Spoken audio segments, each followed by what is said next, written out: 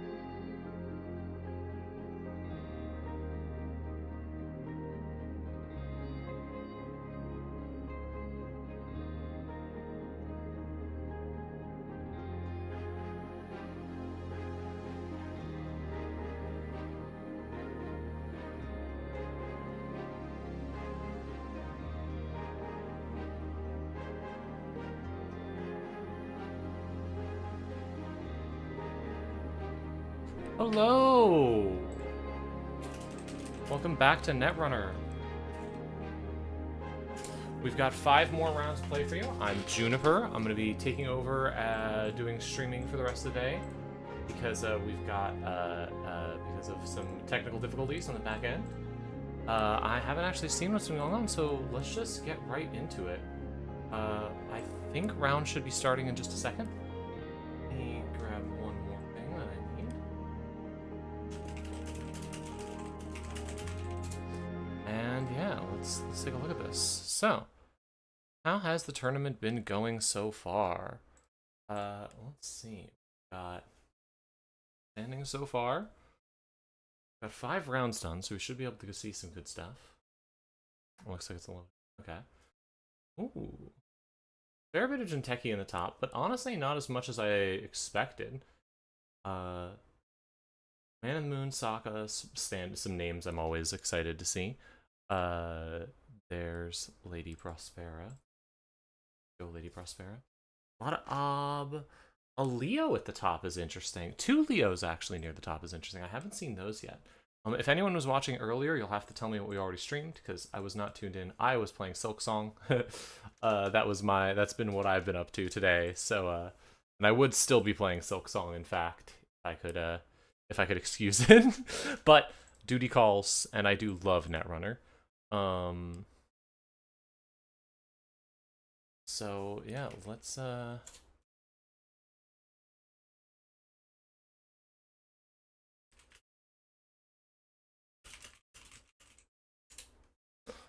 let's get right into it. Well,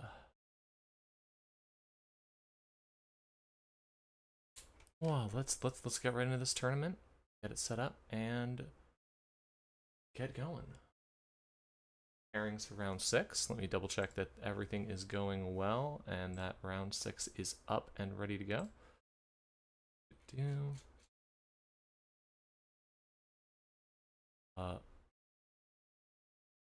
Lunch break is now over. Looks like they have not started the next round because whoever is supposed to start it did not get it started. So we got some time to look at the standings some more. Cool. Yeah. So yeah, we've got the top Jinteki being a restoring humanity is interesting with a runner +1, so it's more Seb than anything. Only 4 undefeated players. Saka with Leo. Leo undefeated and a Corp +1 is fascinating. I really want to see what's up with that. Saisielton undefeated.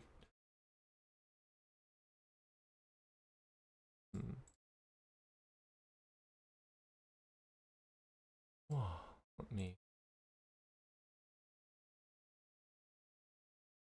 make sure this is set up. Sorry, still having stuff. At Alco and Mercury. Mercury is interesting. Did not expect to see Mercury in the top. I guess with Criminal being as good as it is, you can get away with it. And then we've got External Data Core, another 7 in the top, Restoring Humanity. Mushalat, I've seen a lot of Mushalat recently. It's the deck. I actually taught a friend to play using a Mushi deck because I think it's a really simple deck, really easy to teach people with, but also extremely powerful. All right, so people are getting to tables now. Let me see if we get a hold of the... have a no string list. As a reminder, all players now have the ability to request not to be streamed if they would like. Because just to make it fair. So get that info and then I'll go try and choose a game. Really like to see one of the there's a couple of Sables down here. Leo. I'd really like to see one of the Leos because Leo's such a fascinating deck. Haven't seen it perform well. Look at our pairings, see what's going on. Top pairing. Ob, so much Ob. Alco, Jinteki is a lat. Baz is interesting. Baz in the top tails. I could go take a look at that. If anyone saw anything earlier and wants to see something specific, please let me know. A Nebula's pretty standard, but there's a Seb, which is interesting. I might just go for the Baz deck. Baz versus Alco. That's not a good matchup for Baz, though. Might not be the most interesting game. Let's see. Maybe do... Yeah, I'll check the table 14 maybe. Leo versus Mushy. That goes, or ED. Yeah, let's check table 14. See how that's going. Go see if I can successfully stream that. Need to double check that they're comfortable being streamed. Be right back.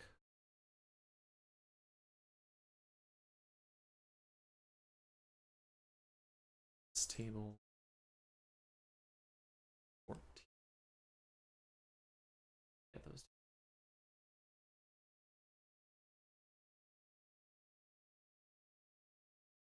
Actually. No, I need to fulfill a promise. Yeah, I need to fulfill a promise. Made last night at the Netrunner meetup. Let's find out. Let's find out if my good friend Kabloo actually did what he threatened to do. Or if he is a coward. Take a look at this list and see what's in it. One for yes. See if we get a second, and then we can get going. I'll be curious when things once we get a couple more rounds. We should be hitting, in 2 more rounds we'll be at 7 rounds, and there will be only 3 left, and we can see how things go. And I'd be curious to see what's doing really well. The one thing you're not seeing any of on the list is Shaper. There is no Shaper. No one is playing Shaper right now.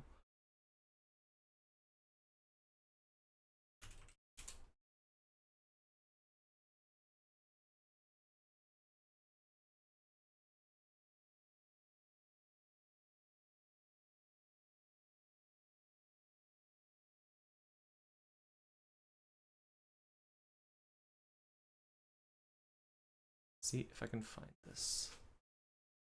Oh.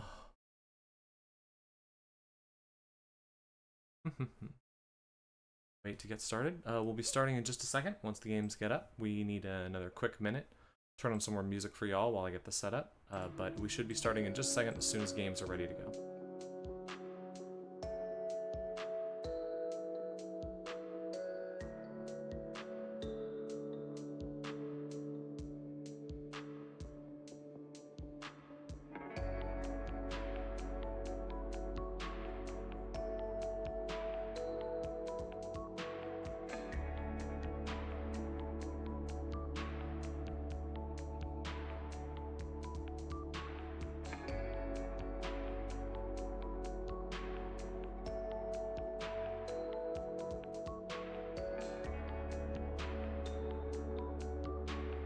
Should be getting ready in a second. It looks like we're up. All right, let's head in.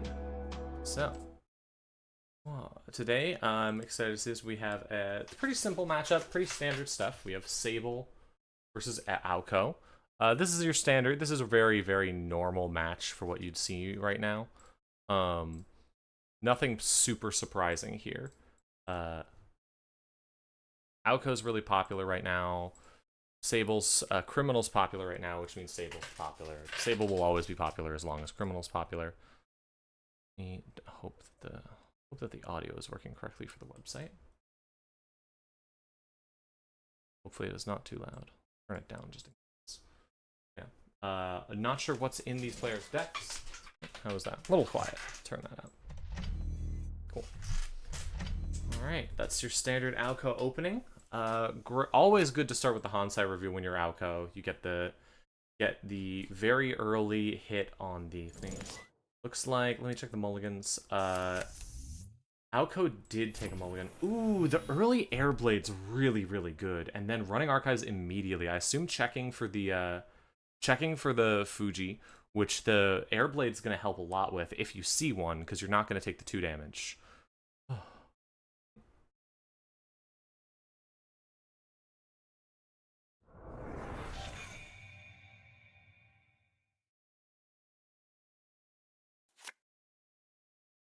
Doesn't find anything. Sees Petty Cash and Hansai Review. Petty Cash and Archives is pretty good for Alco, just a little bit of money. Definitely a lot of money on the Alco side of the table, which means this probably isn't a Bladderwort style deck. Corp playing Petty Cash as soon as the turn begins. Petty Cash might mean this is a... It might be running... I see Petty Cash in Plutus decks a lot, so I wouldn't be surprised if we saw that.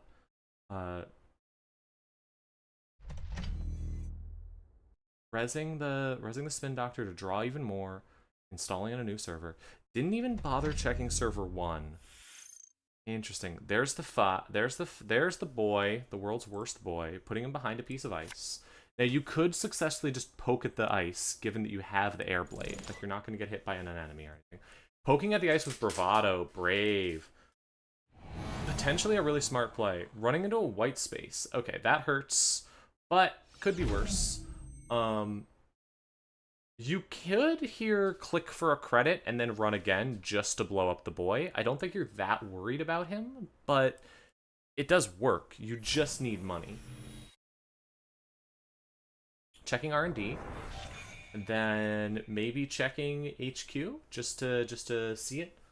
We'll see. The Sable, you want to... The problem with playing up against a deck like this is you want to get set up, but just don't have time to. Ooh, Class Act here is great, especially with all that money. Still on 4 credits and a bajillion cards, but not looking quite as able to kill. I feel like I just turned FUT into a drinking game for the stream. Yeah, he's everywhere right now. You just don't have many options, honestly. In second Hansai review, Corp has 14 credits and plenty of money to spend. Plenty of 2 counters on the Alco. Alco, as a reminder, says when you can put counters on it, and then you can use those counters to look at the top 3 cards of R&D, trash 1, and add the rest to your hand. So getting those counters on it by discarding or dealing damage is so important. Seeing Oppo research in hand, okay, that immediately is a really good thing to see in hand, because even though you can't do anything about it, you know what's coming. You know, oh, this is potentially a tag-based kill deck. This is going to try and do something with tags. Scary and annoying, because now you have to completely change your game plan, but not the worst thing to see. Kabloo, obviously, I'm guessing rethinking strategy here, sitting and going, okay, wait, hold on. I need to rethink everything that I'm doing. Now, I know that there's a chance I'm going to get Oppo researched. I need to find my tag removal. I need to shift my plan from, like, this being a scoring out deck. Drawing a card, looking at 2 with Class Act, putting 1 on the bottom.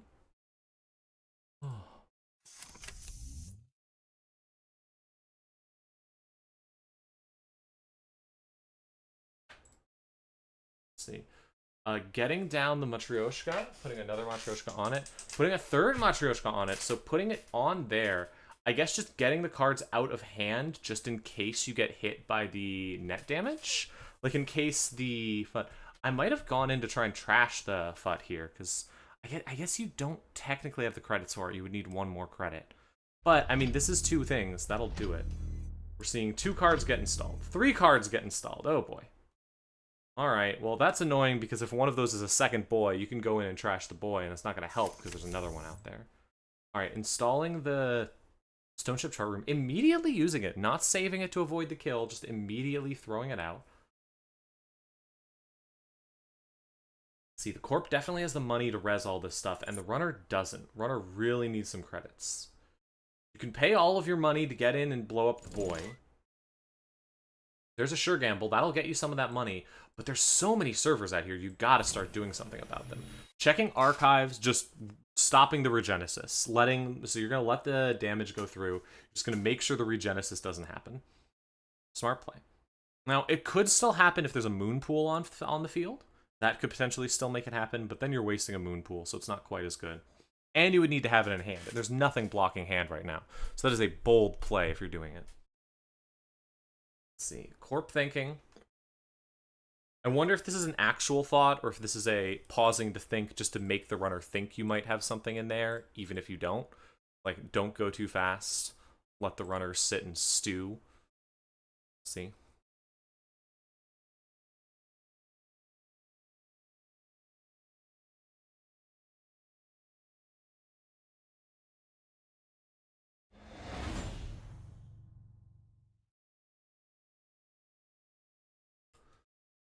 Finding a Fuji in archives, huh?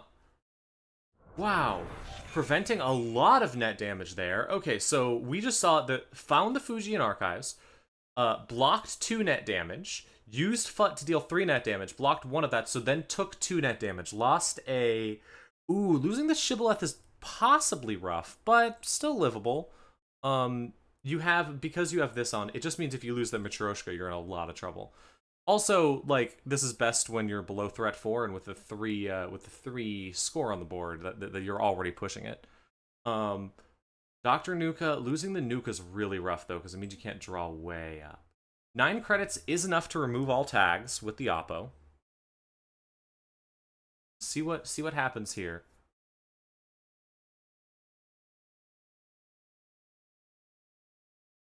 The problem is if you spend your whole turn removing tags, you could die to just take damage. However, it should also be noted, there is nothing blocking anything on the field. Like, a single jailbreak could win the game at this point.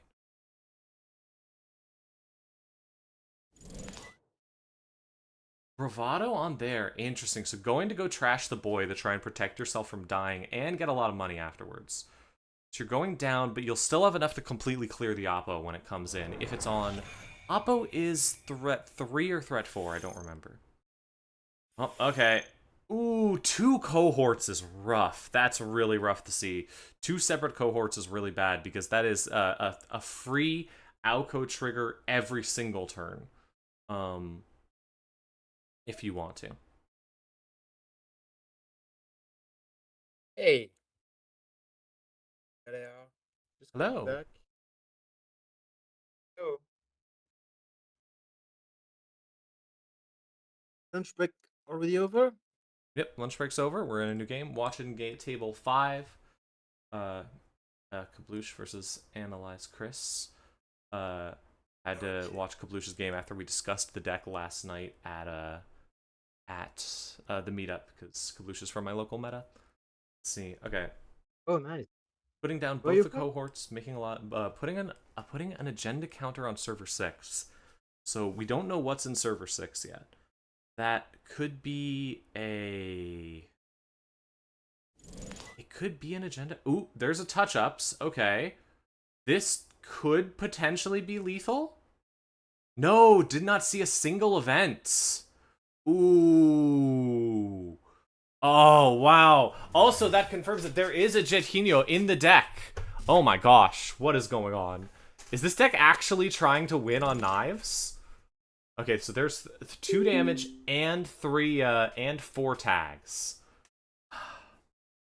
That's scary. But also that would have been lethal if it wasn't for missing there with the and only hitting the Hermes and the Jetinho. Love to see the knife, but I'm absolutely baffled to see the knife. Yeah, just join the game. 4 tags in the room. Scary. So clearing all tags seems like the obvious option, but like you're only on 1 card. Clearing all tags. Alright, now here's the threat. If there is a way that Analyst Chris can kill here on 1 thing, you can really mess the runner up. Do we know what's in server 1? We don't know what's in server 1. We have not seen it yet. 2 cards in archives. You're gonna get a huge draw here with a Alco. You're drawing 3 cards, and you have both of your cohorts, but you don't potentially have any way to actually deal damage. Chris doesn't I have central? Oh, hold on. Let me fix this. Yeah, I don't think you're audible. Can you say something again? Yeah. Can you hear me? Can you hear that? It should be audible. Hello, stream. Hello? Okay. Hopefully it's working. It says that it's working, so it should be working. Let's see. Yeah, according to the OBS, it's working. So I'm just gonna have to assume that it's working. I think I was just talking too much. All right, we're seeing a lot of installs. So install in server 3, install in server new remote, and install another new remote. Ooh, slightly louder. Okay, I can turn up the audio. Cool. Turned you up a bit. Okay. Is it better? Can you hear me well? As Chris installing 2 new remotes. 2 new remotes and remotes and something in server 3. Kabloo, I mean, the thing is, like, right now, you're at a really bad place because you just don't have any money. Yep, but that didn't kill you, so that's still good. Draw cards. Yeah. But with all Still of no money. And these no servers drip. on the all of these servers on the table, it's unclear what exactly you go for and what could be a threat. I'm assuming there's a boy out there. Resing a spin doctor. R&D down to 21 cards. Yeah, I still don't like the. I think the issue might be your mic quality. It sounds like you're very far away from your mic Oh, or such. okay. Let me check. Maybe but, I've got, You're cutting out a bunch. uh,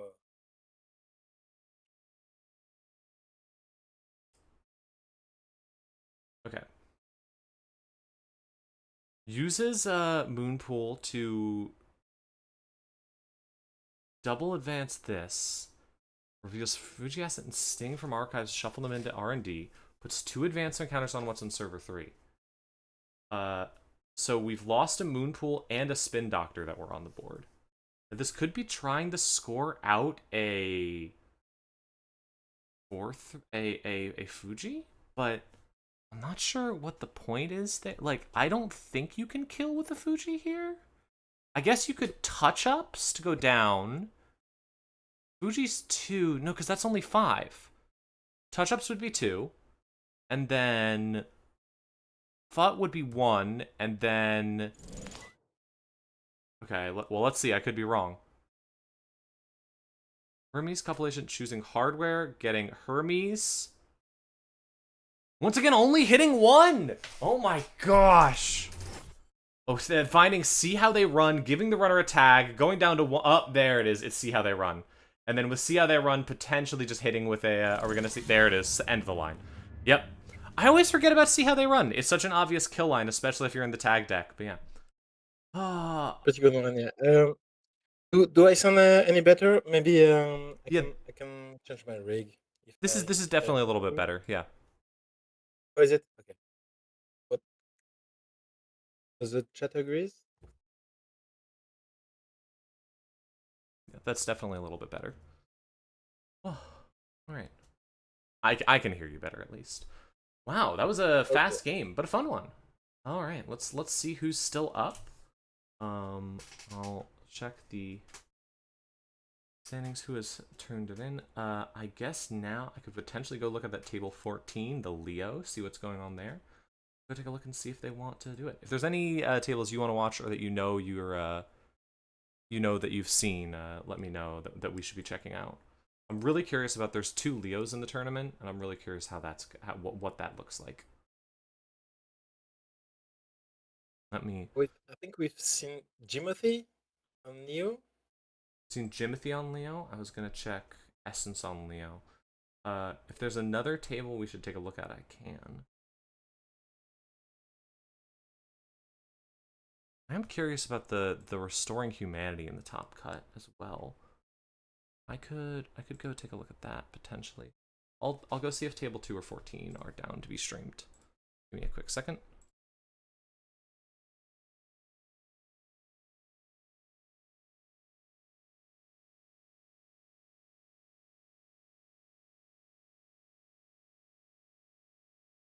Seems to be having some issues. Whoa. Okay.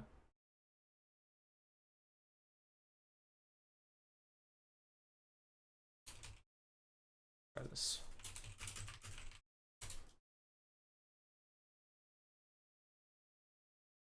Checking in on table 2, which is restoring humanity versus Mercury. Let's get it up. Okay. So yeah, this is experimental data core and restoring humanity versus Santon or Cyber Seal. Wait, did I go to the wrong game? No, this is the right game. Yeah. Wait. Yeah, experimental data core versus Cyber Seal on Mercury. Yep.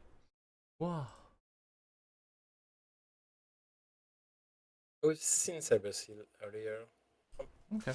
They're Well, good deck, I think, yeah. Restoring Humanity is interesting. I'm not sure how Restoring Humanity. I think usually they're Functions here. playing Big ice. Only 5/3s. So definitely only 18 ice. What were you gonna say? they're usually playing Sisyphus, I think. Playing which card? Sisyphus Protocol. Oh yeah, Sisyphus. I've seen a couple of decks run Sisyphus.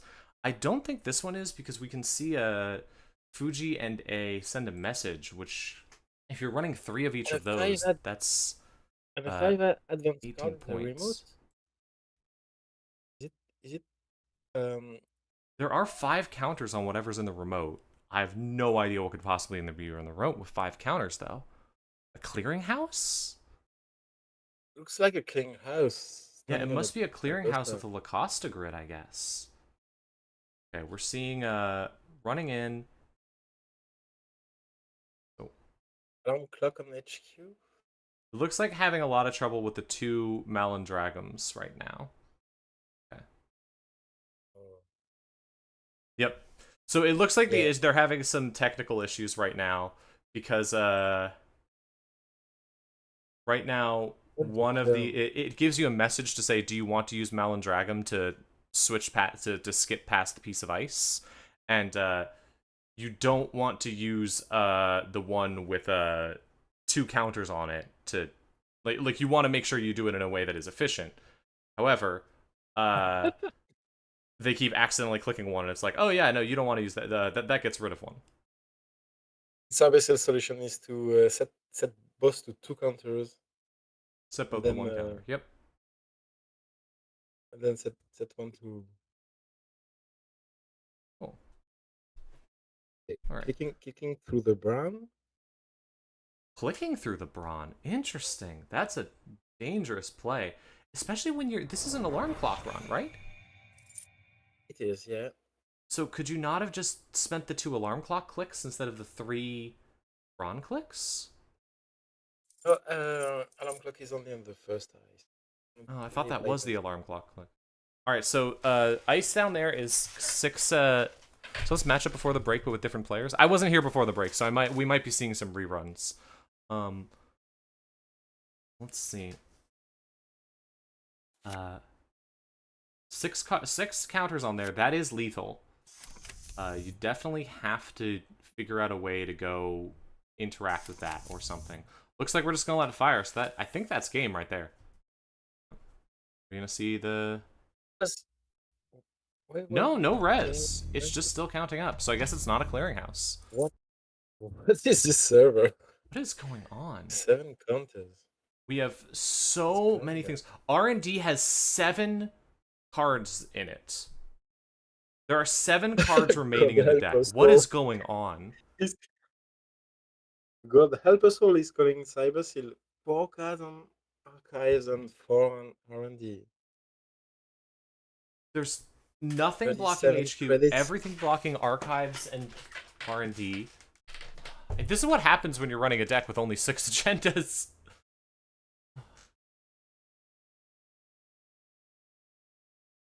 I mean, right now, if the runner manages to use Eru to get into R&D, you're going to get to see 3 cards from it, and that'll almost certainly win you the game. But you have to get in, and there's 4 ice, and you only have 3 Malandragums. Making the alarm clock run.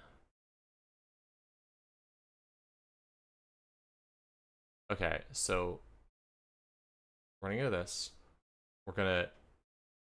This is the alarm clock one. We're gonna encounter this. Using alarm clock to bypass Tattoo Bola. Yep. That only gives you 2 clicks remaining. Breaking the end of the run subroutines. I guess assuming that the corp does not have the ice to install. Yep. Finding Charlotte Cacador in hand. That doesn't do anything for you. But choosing to trash it. Nice. Corp still drawing.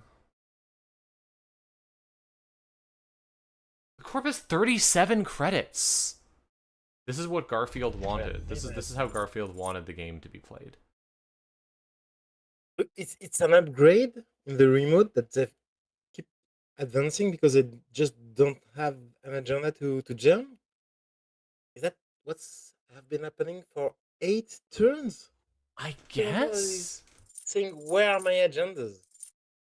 Just clicking for 4 So Cyber still credits, click for no 4. run. Yeah, I 6 mean, cards in our. I don't think the Corp can win here on its own. Like, the Corp has to install something to win, and you can sneak in. I guess you're avoiding threat 4, but, like, for what? Measured response? Check the archives. What's in archives? Maybe we can get an idea of what this did. Nope. Archives tells us nothing. We see a Skunkworks and an Anoetic Void. So I get it's doing Skunk Void things. You can sick rip R&D if you can get into R&D, but you need a way into R&D, and this deck doesn't have a way to do that, potentially. You could go through the Empiricist. You could just make... Okay, Like scored. Fuji in the remote. That was Fuji all along. It was Fuji all along? Depends. Were Why, they looking why were there for 8 why were there 8 counters on it? I'm baffled by this. Yeah. So you can theoretically, if you have 4 cards in hand, no, if you have 3 cards in hand and 5 credits, maybe you can get into R&D. Burmese takes takes something off of R&D, so now there is 1 less ice on R&D. Putting something in server 2, I assume another agenda, advancing it once. You only need to advance it once for this. Next turn is game. But because that is almost certainly a that's another agenda. Put it in. You once at the beginning of the turn, that'll get Lacosted and then get 3 things. So Cyber Seal has 1 turn to try and win the game. I have no idea what you do to. You definitely need the money. The problem is that if this is an Anoetic Void on R&D, then you could make the whole run going all the way and spending all of your resources and then lose. The upgrade doesn't matter. Oh, right. No, you... Well, wait. Can you use Anoetic Void with Aerial? What's the combination there? Is that allowed? I don't think you can because Hero requires a successful run on Archive. Then lets you breach R&D, so Okay, so yeah, so then... You need to have the defensive upgrade on Archive. Then I think you just send it. I think you just say, fuck, like, there's 4 cards left. I think you just say, I'm going to take the damage from Empiricist, and I'm just going to go with the Eru. Yeah, here we go. Because you're going to get to see 1, 2, and then 3 cards minimum. That has to bounce the remote.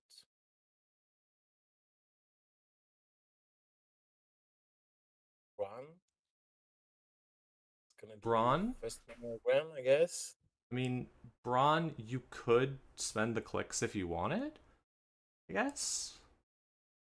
But, like, you have 3... You have 3 Malandragons. I think you just do that. Sabasil says, I've realized that I have a loose condition. It might be worth it to spend the clicks, just in case the Corp doesn't have an ice in hand, because then that saves a Malandragum for the final one. But also, if any of these ice have less than three strength or less, you could just get in no problem. If any of them are a Tatu Bola, then you get the Malandragum no problem. So that would mean it's not worth it. Sabasil asks for a take back to draw a card before the run, but is a brown raised. I do not think that is allowed after the res. Sorry.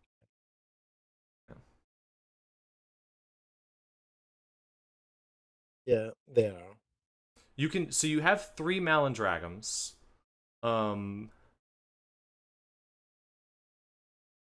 What's a lose condition? What are they afraid of? Not sure. Like, oh, they were planning to click through the Empiricists. They were planning to just take the damage from the Empiricist, and if they hit a Fuji first, that'll be 3 damage. That'll be 3 damage from Empiricist, and then hitting the Fuji is another 2 damage. Yeah. Oh yeah. Okay. Yeah. That's So that's I'm pretty sure that you're not allowed to take that back, but we'll see. It looks like they're gonna call a judge. That would be rough if it ended on that. But on the other hand, if you have, like, if you can get past anything, you can make it work. Like I said, clicking through the 2 and the run subroutines here could potentially do it as well. This isn't Leo. They can't cheat their way in. Salvation says, you know what? It's fine now. Improv. I think you're not gonna get a take back. Right, and Okay, so you- Empiricist will let you. Empiricist will let you. Empiricist will let you only, do the thing. Sorry, go only ahead. one Fuji left anyway. Right, but Empiricist is going to let you draw and then put a card on top of the deck. So if you have the Fuji in hand or on the top of your deck, you'll be able to make sure that the Fuji comes first. Okay, yeah, that's what I was thinking. Clicking twice. Ah, you are going to see another ice. That hurts. Okay. But now all you need is for one of these 3 ices to not be less than 3 strength. That's all you need. That's 1, doesn't count. So But this one. if any of these are 3 strength or less, then you definitely win. Let's see. Indeed. You definitely can't take back the draw now. Because you've done the thing. Who? What Firing! Psycho? I says archives with. Oh, 5. fascinating. Firing this means that you could... Well, wait, couldn't you have spent the 2 credits to avoid this? Like... Oh, you can't spend credits because threat 3. Yeah, but no, but firing this No. means that you don't get the Empiricist thing. That's really smart there. Oh, but there's the Atini, so you wouldn't have even needed to. Oh, that's gotta hurt. It's a gamble, but here we go. So, 4 cards left. If you see the Fuji first, you lose. Yeah, Atini is better to let it fire than Empiricist. There's like a 50-50 chance here. But that was such a gamble because if you had just waited and left it for the potential Tattoo Bola, you would have been safe. Right, That's trashing the no free lunch is I- gaining a bunch of money. Don't need the money, but okay. Then It's a 5 card dip on R&D. yeah, getting to see every single card in R&D. Here we go. It all depends on what you see first. Oh god, this is so tense. 50-50. Here we go. Someone Fuji. Let's go. Sounds like Experimental's implying that the card in here... There's the Fuji. Fuji, you lose! Oh no! Oh no! Hitting the Fuji first and losing. Oh, that hurts so much. Oh. Wow, what a game. What a close game. That's...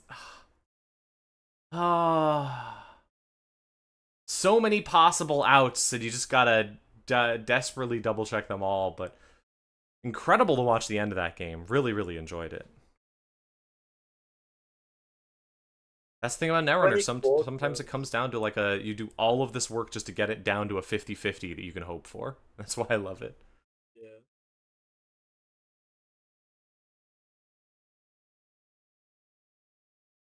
24 turns is usually not good for Mercury.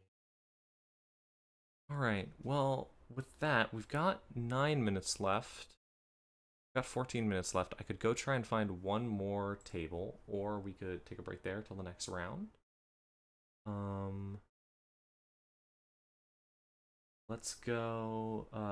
Congrats to both our players. They did fantastically, even if there was that desperate ending mistake.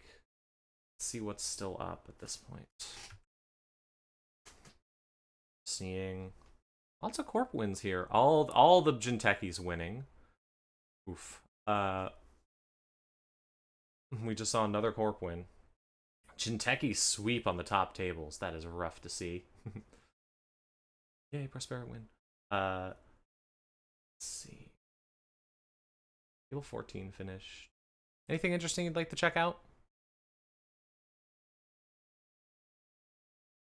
Checking. Oh, I forgot the table now.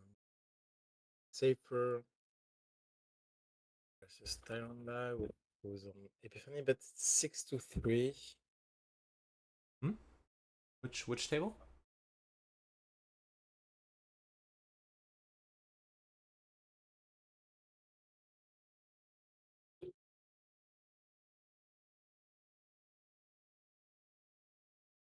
Oh.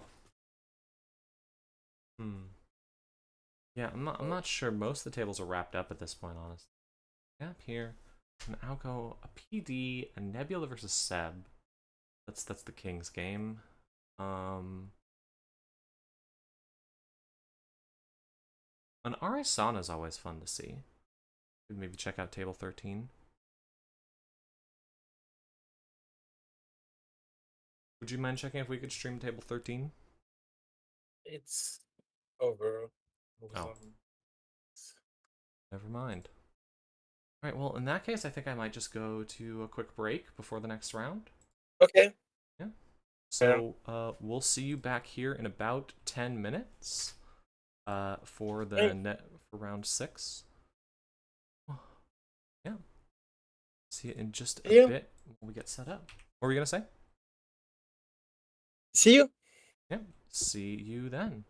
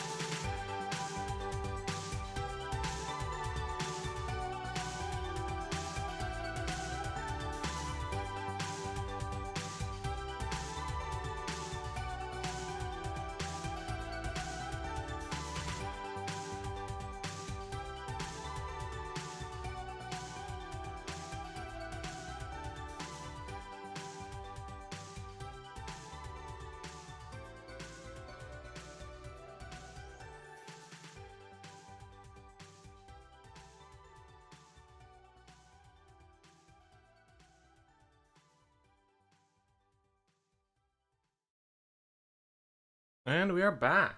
Hello. And we'll be started in just a bit. Tables are still getting set up, but hopefully in just a second we'll be ready to go. I was going to take a look at the how much of everything we have in the tournament just to see that and compare it to how things are going for the different players. Let's take a look. So, you can see a couple of things immediately right off the bat. Holy cow. Nobody wants to play. Everyone is playing Criminal. Literally everyone is on Criminal, no matter who they are. It is so common. Sable, Mushi, and Zaya have more decks in each of them than the next highest one, which is Hoshiko. Then Mercury. There's only 5 is the highest number of any type of shaper. And there's 3 different criminals who almost have double that number in the tournament. Disgusting. Yeah, Teams used to be at 50% last tournaments, and it's getting was eaten up into a shaper pie chart. So maybe everyone's wondering what could be the ban list next week. Maybe shaper faction balance is something, and on the other side, we've never seen that much ob. First time Oko is not the first Yeah, there's an corp. immense amount of There's ob, ob. and it's most of the. I mean, there's a fair bit of random other Wayland. We've got 3 That Zwicky, makes 2 sense Earth because Stations. it's the best corp. So But yeah, there's so much ob, followed by Alco. What's really interesting to me is the 12 Leos. That must be some testing group's deck. I don't know which testing group, or it's deck of the week, one of the two. But I'm guessing they're all very similar. Because I haven't seen Leo in any tournaments recently, and then it just showing up like this usually means that some testing group has been putting together some build and is like, okay, here we go. See it at the tournament. Also, 10 PDs right below it. I'm not sure what's going on there. Is it just Panic PD? There's always Panic PD, but maybe we've got something more than we've that. seen a few new PD decks recently. That one core damage PD, one Montreal Continental. Oh What was yeah, the core second? damage PD. I remember hearing about that. Sebastian K. There were some of the decks who free up is works pretty well in PD. Mhm. I was looking at the standings, and at the top of Swiss, we currently have experimental data core. No idea who this player is. They have only 3 claims on ABR. Mhm. I'm at 12th at EMEA Online Continental, 7th at APAC Continental. And running 2 pretty non-standard decks. But these are not the most common things. We have Restoring Humanity and Seb. Not what you would expect. Below them, of course, and then the other undefeated player is Saka. Saka on a Leo. Yeah, that implies that this is a testing group thing, almost certainly. That's my guess. Unless Saka published a Leo and everyone was like, let's do that. But I'm guessing that. And then a lot of people Indeed, on. yeah. He was playing Nebula for a few, but he wasn't happy about it. I understand Leo is much more to his playstyle. The highest rated corp, the highest rated NBN is 29th. And the highest rated Nebula 52nd. Like Nebula is not performing well today. But for now, let's go take a look at a game. What do we have? Saka switched Um, to Oshiko. Oh, we've seen his Oshiko. It was pretty rag Oshiko with Matryoshka. well, I'd be And down the to main just flop watch the number face. one Oh, game. but Saka versus the two undefeated right now. Uh, if we can.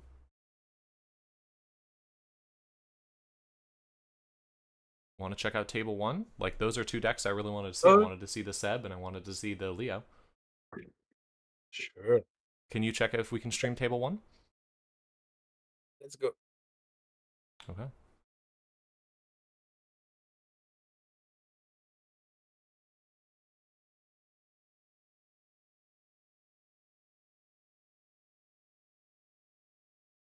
Let me know if we're good, and I will tune in. Or Forge and Techies at the top tables. You hate to see it, but some people love to see it. We're good?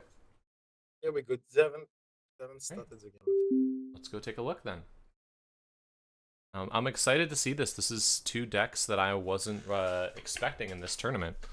Well, I always expect a couple of Sebs, but I never expect Seb at the top. And Seb plus Leo, there's going to be a lot of stuff in here that I wasn't expecting. What was the Leo earlier doing? Just glacier stuff. I didn't see anything fancy, but Leo is just playing Anoetic, Managan, Boomy, things, lot of ice, making money. Just Glacier, which fits Saka playstyle, and against with a meta all over kill decks, run taking against skill, that leaves some room for Leo and restoring humanity. We've seen quite a few Jinteki Glacier too. Probably BTL might be good too. Soka is not recording. Doing a little LAN party with some Vancouver people. Okay. I Taking assume it they're all hanging easy. out and streaming and doing the tournament together. Yeah. I've wanted to do that for a while with some He Seattle folks. Soka streamed a bit. He's putting out shorts too, and Right. he really Here we go. I think he really wants to have a buy for Worlds, and he came close to losing in the finals of the Continentals to the King, his teammate. Okay, game started. Mercia Interesting start. HQ. Hedge fund. Mercia on HQ to get a Brawn down. Ooh. Early Brawn Yeah, is pretty Mercia. good. Now, it takes you down to 1 credit, which is really rough, but it lets you install another piece of ice, potentially. Yeah, I think Mercia on HQ is to protect against transfer of wealth, which Basho is surely playing. Finding a Tranquility homegrown in server 1 and just trashing it immediately.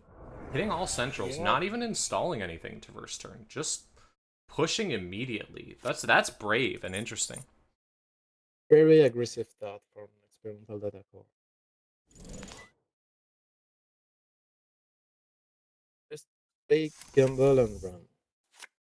Looking for credits. He's on T400? Saka He gives is for the credits. Marrow? That's on kill tech. Really? Huh. Let's have fun. Why T400? Solidarity Badge Marrow is interesting. Yeah. I guess just potentially going as high above card hand as you can to avoid kill, which is going to be good against Jinteki, but it's not potentially going to help you, especially in the top cut. Rough. See, putting down a buffer drive. All this skill tech in the hip. Second piece of ice on HQ. Saka defending HQ with his life.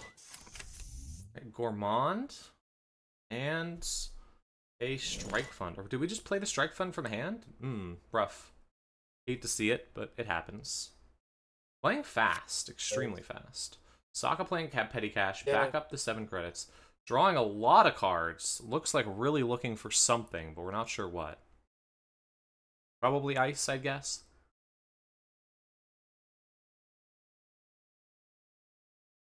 Yeah, I think he's looking for ice probably. In this matchup, you protect Central first. Has lost the Spin Doctor. When did we lose the Spin Doctor? Was that Let's trashed say off the review. top? That could be rough if Sokka's been drawing up to try and, like, get a Spin Doctor, potentially shuffle stuff back in. But Saka did keep first hand. Crew on the table.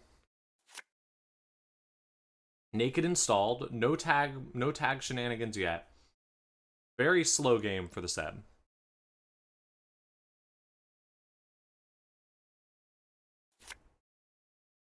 Yeah, Suka is fine with it probably. Yep. I mean, if you're playing Glacier, you don't mind it going slow. Yeah, I wouldn't be surprised if Saka puts a second ice on R&D and one on archive before building a remote. Saka really drawing up, really desperate for something. It's unclear what. One click left, 7 cards. He will have to discard one. Well, unless we use Mercia again. Although, do you have to use that before or after you discard? That's before, right? Before. Yeah. You can definitely overdraw and use Mercia. Yeah, he probably will.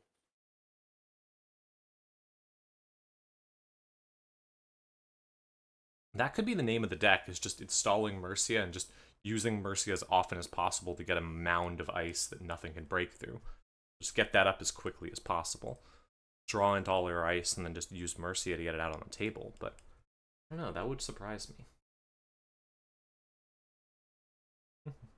There was a runner on 6 credit, Gourmand and Crew. Okay, yeah, he went for an upgrade on HQ and creating a new remote with Mercia.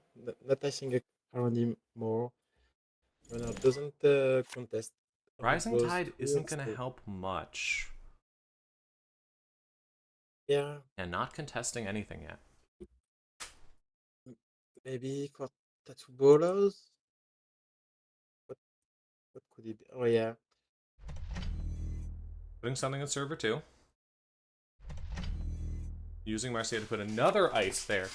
That's a lot of ice, and we have not seen much ice for many icebreakers from the Seb side of the field. We haven't seen the Seb side of the field do much at all. There's a Devil Charm. Okay, so Devil Crew is definitely something you don't want to see as the corp in this matchup. It's going to be rough. Yeah, but on 17 credits with all this ice installed, that you can tax the crew and charm. Huh. Never done this before. What's this about? Seamless launch. Advance. Score Luminal. Install. Humanoid. Res Humanoid. Uses Humanoid. Let's go. Oh, that's so much fun. That's the dream right there. Yeah, it's really cool. Really cool. It's so beautiful these days. Yeah, it's so cool that they unban Luminal. Even if it's a high variance card, that plays out. And okay, jamming 2 cards in server 2, and then click one transfer of wealth. That's interesting. Going to run into the Brawn. I assume you just bounce, because otherwise you're paying 5 credits. You're paying. No, you can click through one Brawn and trash the other. With... Yeah. Okay. So I guess we're gonna tuggle one, and then we're going to click through the other one. Yeah. Clicking through the other one. Just to steal 3. Stealing 3 credits, gaining 6 credits. You can potentially also trash whatever's on HQ, but I don't know how important that is. It's a mesh here, and Saka used it. He had to sacrifice one in the remote because it's a unique upgrade, but he denied the transfer of wealth with it using Leo. Huh. Oh, resing Mercia to keep the runner out. Interesting. Yeah. You do lose the Mercia, though. Okay. I always forget that you can use... turn 1, this Mercia. It was there for the transfer of wealth. I always forget that you can use Mercia to, as a border control. Yeah. I think of Leo, and I think every ice is a border control. I don't think of it's used for here.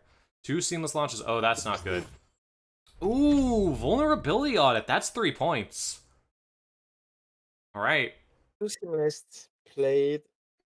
Threatening the win here if that's a 3-2. Saka taking back the play. 8 credits.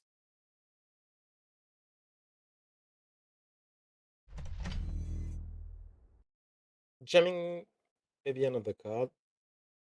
If it was a misclick. Putting something in there. We'll see. On 5? You're 1 click away from winning the game, potentially. Like, you're 1 turn away from winning the game, potentially. A second transfer of wealth. Not a huge surprise there. This will hurt a little bit more, especially because it's 5 credits. Now, you could blow up the Brawn to keep the runner out. which I don't I necessarily think you know do. is If the you have worst. the Like, win in the remote, you just do. yeah, if you have the winning card in the remote, you do that. Very interesting. The fact that it's very interesting is, I Yeah, assume that that is not the winning card in the remote then, because if it's the yeah, winning card in the remote, you probably just a win the hint. game by doing this.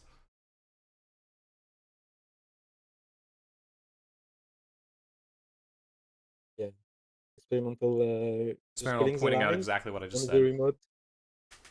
No reason to trust the brand. That's true. So just the fact that he's thinking about it, a big tell. Playing mind games with the opponent, even when there's an obvious answer. If he has the win in the remote, he can also trash it. Doesn't change anything. Experimental attacker doesn't have any click left. So Yep. it's seamless. Experimental says he would need a seamless. Yeah, because I think this Leo dex only plays 5-3 on nominal. Trashing the Brawn. Let's see. Okay. Keeping the runner out. Now, I like that play potentially because, I mean, like, you've gotten rid of 2 transfer of wells. I'm not sure what the runner's going to do at this point. All you have to do is draw an agenda and put it in server 2, and I don't think the runner can get in. Like, this is a bad place to be if you're the runner. But, I don't know. Seb can do some funny things. It's really interesting that Corp is willing to trash a 6-cost ice to deny a transfer of wealth. Lets you think about how strong and how valuable this run event is. Well, it also keeps Especially you up on credits, which could potentially matter a lot, and also prevents the runner from getting a tag, which could help. Like, you are potentially just saying I'm gonna keep things going next turn, make sure that I have enough time. Now, how could the runner potentially get in? I guess if the runner has like another crew charm in hand, and both of those ice are really expensive. The ice together make up more than 8. You could potentially lose on server 2 if there's an agenda in there. Assuming there's an agenda in there. I don't think there is. Or maybe it's a 5-3 and Saka cannot score it. Maybe. At least a monogram. Or Anoetic. One trying too much in the... Lots of thinking. Saka going through all the possible options. You gotta spend a lot of time thinking when you're playing against a non-standard deck, because you don't know what's going to be there. We're only on 12 minutes in, so yeah, there's time to think. You've got the time. Sebastio is... Really, 2 early scores. Not much has happened yet, to be frank. Yeah. Maro and T4 Android are a bit unusual, but the wide transfer of wealth and crew kind of stuff you see in Sebastio, but it's a tricky deck to play against.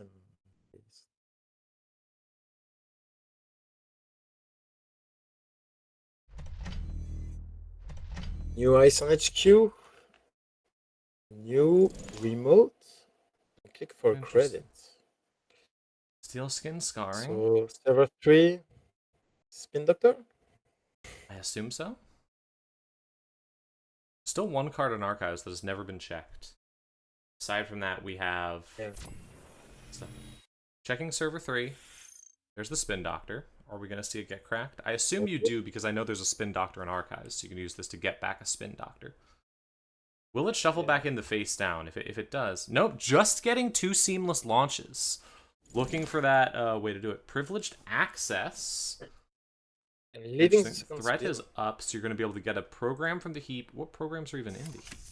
Is there any? Nope. No programs in the heap. No program. Getting back. Installing Valentina. And also installing Lago Parano. I'm not sure Lago's going to be good at this point. You're so late in the game. Like, I don't think the corp's going to be making doing much with that. I mean, it might draw you a couple of cards, but... Hedge fund? Yeah, I'm not sure about Advance once. Uh-oh. Oh, so there was something in there. I don't think this deck is running anything that is advanceable that isn't a ice. That changes things. So it's probably a 5-3. My guess is And that Saka was trying to bluff out that it's nothing. Was trying to say, hey, there's nothing in here, don't worry about it. But now that Saka has enough money to res both the ice and the skunkworks or the militia or whatever's in there, is like, okay, now I can start advancing us because now I know that I'm gonna be able to keep you out. Most likely. it's either another vulnerability audit or it's a 5-3 and Soka has a seamless in hand. 5-3 and But Saka with two Seamless would do it. Gourmand, Another with two, vulnerability audit would do it. Or literally, with two or like a, I Gourmand, don't know, seamless, it an off-rolled office would do can it. be Bloody Burst. Wait, is it trolling? Absolutely trolling. Yeah, There's no way that's a looks Vladis like burst. that's funny.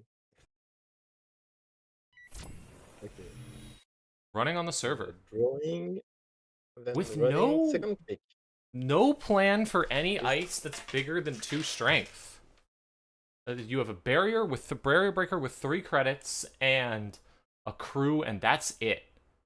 Interesting. It was a bold run because on 12 credits, forcing Soka to raise it won't be enough to prevent him from scoring, I think.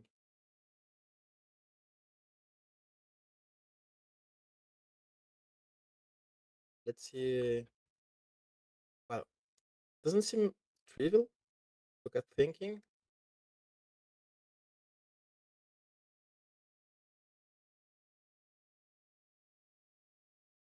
So Sokka's planning here, trying to figure it out. what's upgrade? I think Madagon. Oh, Drafter. No, you can't go through Drafter with a crew. Installing a second... But with 2 crew, you can. Using it to Yeah. install a second crew to blow it up. Interesting play. And you do still have 1 crew on the field. Step line. However, you can only use the minus per turn once. Yeah. So... Crush this crew, but you cannot take up an attack. Boomy, you can. Oh, click Boomy. Okay. That's interesting. Yeah, but That doesn't really keep the runner out, but Leo. you can use it to stop something. Runner is going to have to take... You're going to have to take the hit here, I think. Oops. Yeah. Firing the Both subroutines. Now, let's see what's in server 2. If this is a Skunkworks, Rising I think Saka Tide wins, Trust. right? Oh, an Anoetic Void! That also wins Saka the game, I think? Potentially? Well, you might not have the credits to do it if you do it multiple times. So that Soka will go down to 2 credits to use this analytic. He's wasted it. Yeah. I assume he will use it. And on 2 credits, Probably you'll need can't 2 actually seamless advance this to out. score. Ooh, that's rough, actually. With 2 seamless, it can. 2 Seamless could do it. 2 Seamless could. Then I think you go HQ to try to crush the seamless with Gourmand. But yeah. Let's see. See. I was about to say if that was in plan, if that was his plan, maybe he would have trashed 1 Gourmand, but if you trash 1 and you leave the second one, it doesn't. Using it to keep the runner out. There we go. Alright, now do we 2 see pick another left. run?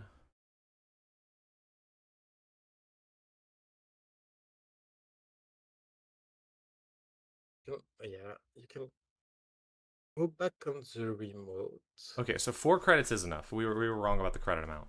4 credits is enough to still score out. If the runner runs again, they're going to take another core damage. They're going to lose another program. Oh, he was on 6? Okay, that's weird. I think that Saka hit pay and the credits went away, but then was still trying to decide which cards to discard. And it took a Oh while. yeah, that must be it. Yeah. Okay. Okay. Yeah. So going again. I'm gonna go back through it, take Yeah. more damage, lose more stuff. Will we see it again? Because you could keep the runner out entirely here, but you'll lose literally everything. Boomy. Can also use Leo and trust the Boomy. Maybe it's Yeah. somewhat cheaper. I think I mean, you might want to use the Anoetic first, because if you're thinking that you're going to be do it 3 times. It does. Yeah, because now if the runner has to run through it a 3rd time, they're taking another core damage. Going for R&D. Interesting. Okay. Saka beginning turn. So Experimental Attacker is thinking that so I cannot score on 2 credits. Looks like he's right. Rose. It's a rough place to be for the Corp, because you can't Yeah. I mean, you have the option to just rebuild your resources and let the runner take that, potentially. But it's dangerous. And Both player are very low credits. Experimental Attacker on 2 core damage, 0 cardinal, 1 credit and 2 tags. But still menacing, threatening the Soka's position. Interesting. Soka's thinking again?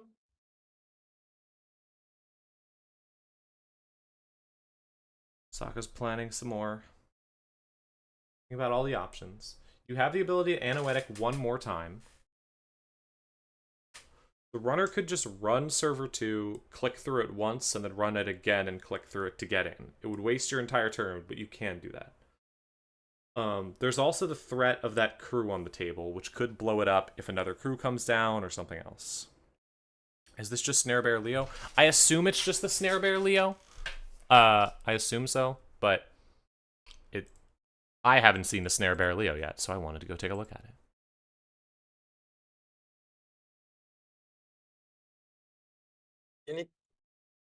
I'm not sure you can afford to crew this Boomy because you need four credits to install the second crew and then use 1 crew because on 2 tags you cannot use Seb.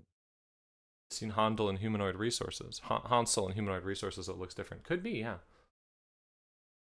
What was second card? Hansel. Hansai, yeah, Hansai review. Read it as Hansel, my bad. Draw 3, Soka just draws. Just drawing up. Stays on 2 credits. I assume, just assuming the runner's gonna get in and just going to tax the runner out here. I like this play. Just force it out of Soka. Are we gonna see it? Boomy. 1 click left. What have you got? Saka just gonna let it happen, or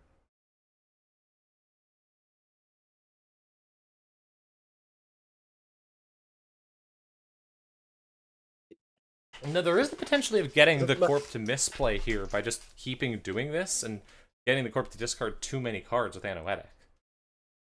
It is a big tax, but I don't know what the point is. Whatever Soka's doing, he is Leo or Adwetic in both cases. I think Experimental Attacker will run again last click to forcing Soka to spend resource defending this remote. Reminds me of a game last Wars. It was Soka against I don't remember which player he was. He forced the Anoetic like that by running it down. Finding the vulnerability audit. Oh, that hurts because it means if you just had 3 credits, you could have just scored it out. Ooh. 1 credit. 1 seamless or 1 credit. Oh, that's gotta hurt.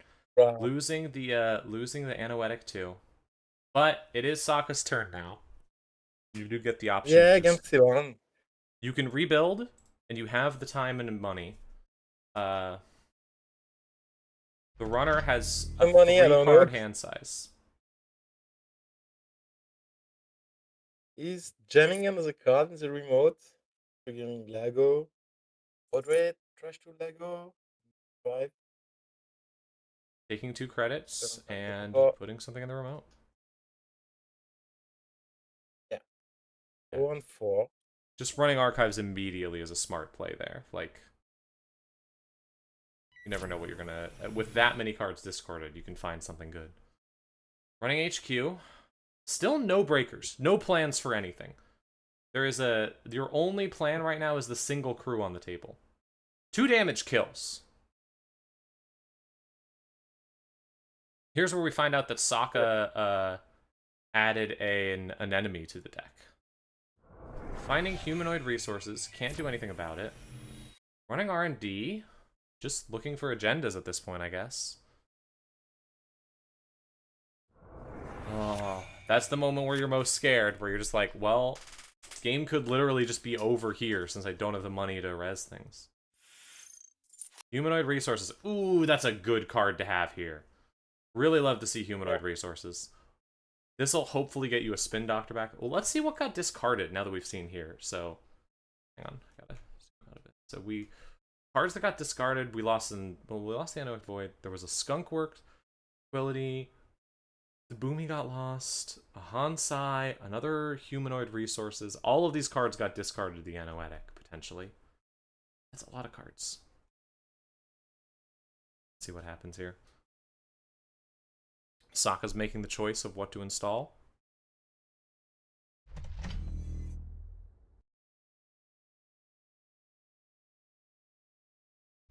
Server 2, triggering Lego. New card in server 2. New ice. Yeah. 6 credits. So long as the runner can't destroy this like the runner destroyed the other one, this can potentially be a very taxing server. You know you've gotten rid of most of the runner's breakers. No Persian played from minute races. What's interesting is that we haven't seen the Gourmand get used. Like, Experimental's been accessing cards in R&D and HQ, and the Gourmand is still staying there. I assume being saved for, like, when you see Skunkworks or something, but still. And then a Hansai review to get even more money. Runner's just clicking up for credits. That could be game. Nope, a second humanoid. Ooh, so much money. 9 cards left in R&D. That is scary. That means that if you don't have a plan, like, you're just going to lose off of R&D. If the runner can see a bunch of cards from R&D, you just lose off of that instantly. Yeah, with 2 Gourmand, you can just go crush through the ice on R&D and crush all the cards. Yeah, might not be enough. Soka's only on 5 points. Seb potentially has a lot of options here.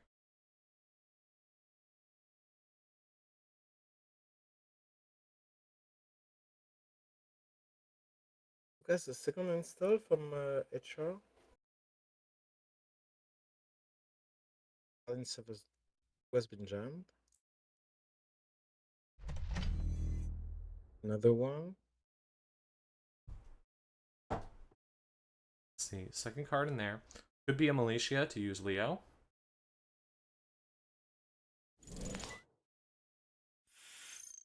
Petty cash. And yeah, it's Mercia. Yep. And another piece of ice. Alright, so that's gotta be the winning agenda then. Runner going up on credits, not even trying to run. Just removing the tags, interestingly. Just going to let this happen, presumably. Playing petty cash.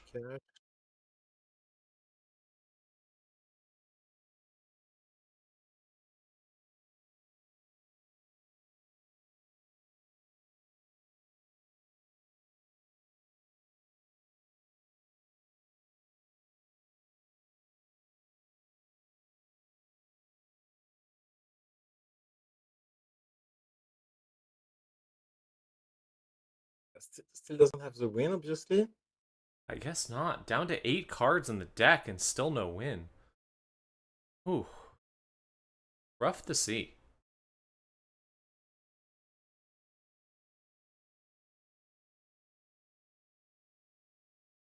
Deck is definitely running a lot of big agendas, it seems, so... with the vulnerability audits. I wonder what that means, though. Might be looking for the turn where you can start advancing it safely, knowing the runner can't get in. Might just be feeling like any turn the runner could get in. Oh, 2 advancements and a hedge fund. Okay, so here we go. So this is it. Last turn for experimental. Saka's given experimental a lot of time to set up now with a number of turns of prep. See if that works out. Saka doesn't need any Playing Ashen Epilogue. for this agenda. Interesting. Redrawing hand. I presume to maybe transfer of wealth? So does it think that he needs a 6 split? Because obviously drawing 3 from Saka is unlikely to do much. Seeing a Hagen, which you can't get past. Yeah. And that'll blow up one of your Gourmands. I think that might be game right there. Like, running on R&D, I guess just hoping to see the 2 agenda points on R&D. I think you don't res anything here. You don't res this, you res it next turn. Because there's no way, the runner can't see 2 cards. Like, there's no way for the runner to see 2 cards. So even if there's a... Oh, or you res the bronze. With 1 click left, I guess you could just militia to keep the runner out of server too, so it doesn't really matter. Yeah, you have Merchao, Buni, running on there. Just, and now we'll see Leo get activated. Yeah, Leo gets immediately activated. Yeah. GG. And I guess that's game. GG. Whew. Intense game. Interesting Leo plays. Yeah. Love to see Leo. This game looked pretty good. Yeah. And with that, Saka's the only undefeated player left in the tournament. So let's see what other games are still going, and maybe we can pick up another one. That was a long game, though. I'm not sure how much time is left. 8 minutes left. Yeah, looks like most of the games are finished. Okay, all right. Then I think I'm just gonna put us back on break because almost everything's done. Wow, that was a hell of a Leo game, though. Really fun to watch. Glad we got to go all the way through that.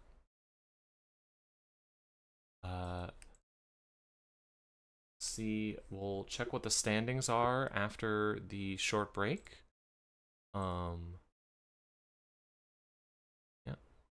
I'll see y'all in just a second.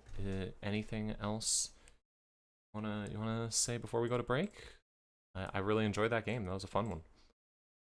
Yeah, it was. Yeah. So that was round 7. It was round 7, yeah.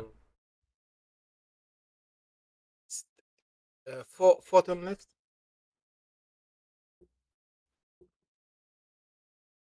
Eight. Yeah, there will be 10 rounds total. Okay. Yeah. So yeah, let's go back on break, and then we'll be back in just a minute with round 8. Okay. See you then.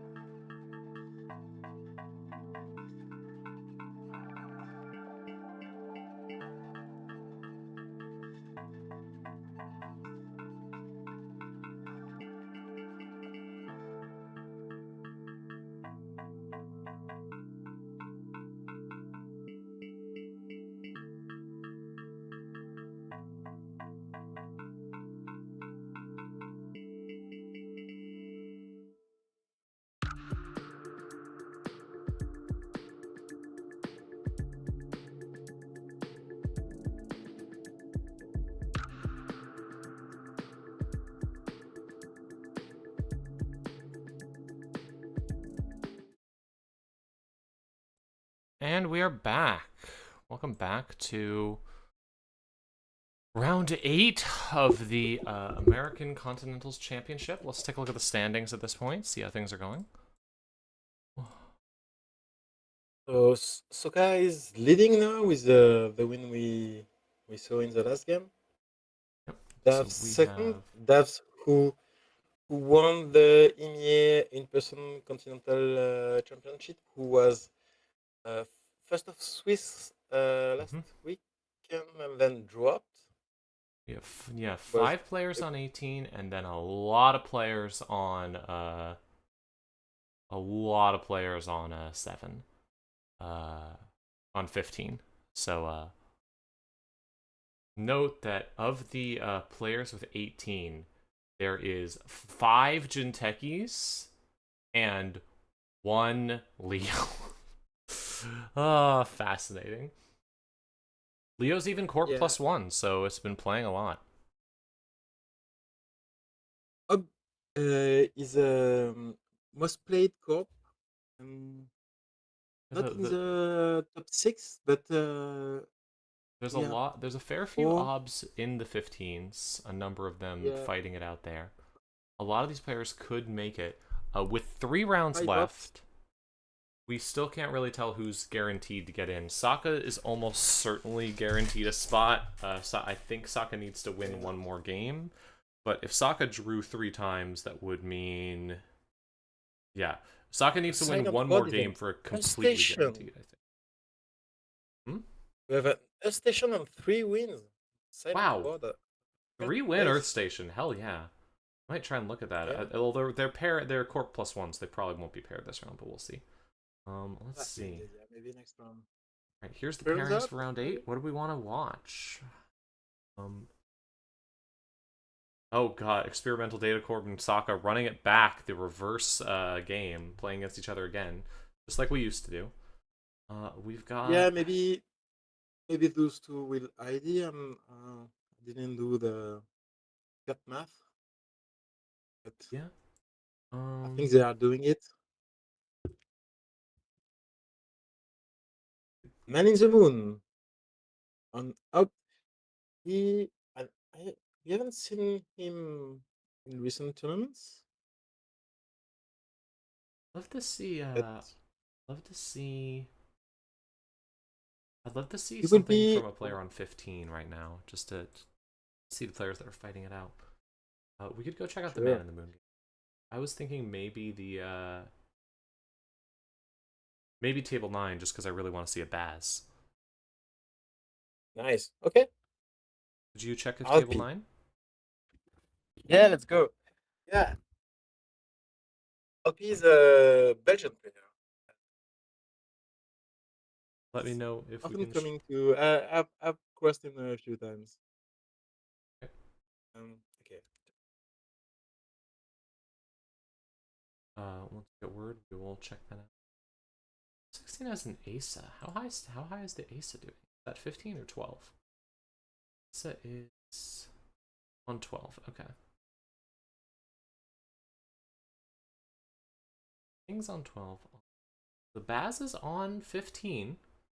Baz has lost 2 games so far. Up on 9, Baz on 6. I wonder, for some of these players, Dav's AU is on 12, but Mushi is on 6, so Mushi's definitely struggling a little bit. For a number of the other players, for all of the rest of these, it's perfectly matched. Lost 1 Corp, 1 Runner. But going down a little bit.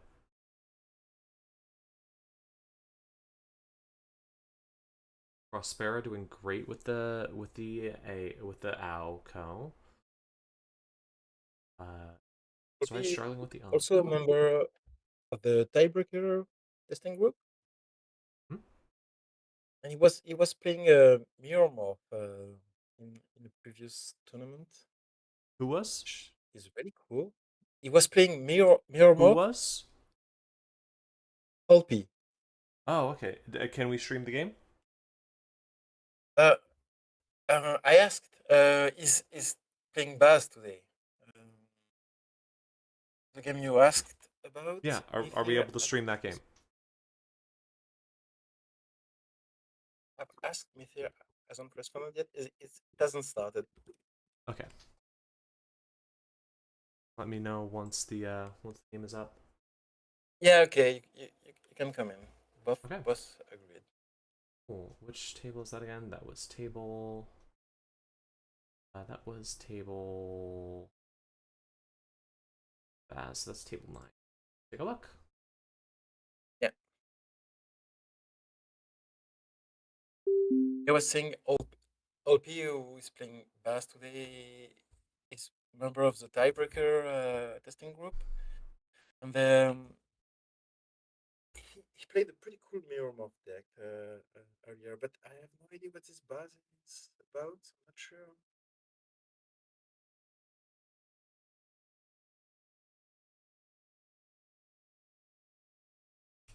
I'm here playing I don't know. I'm expecting assets.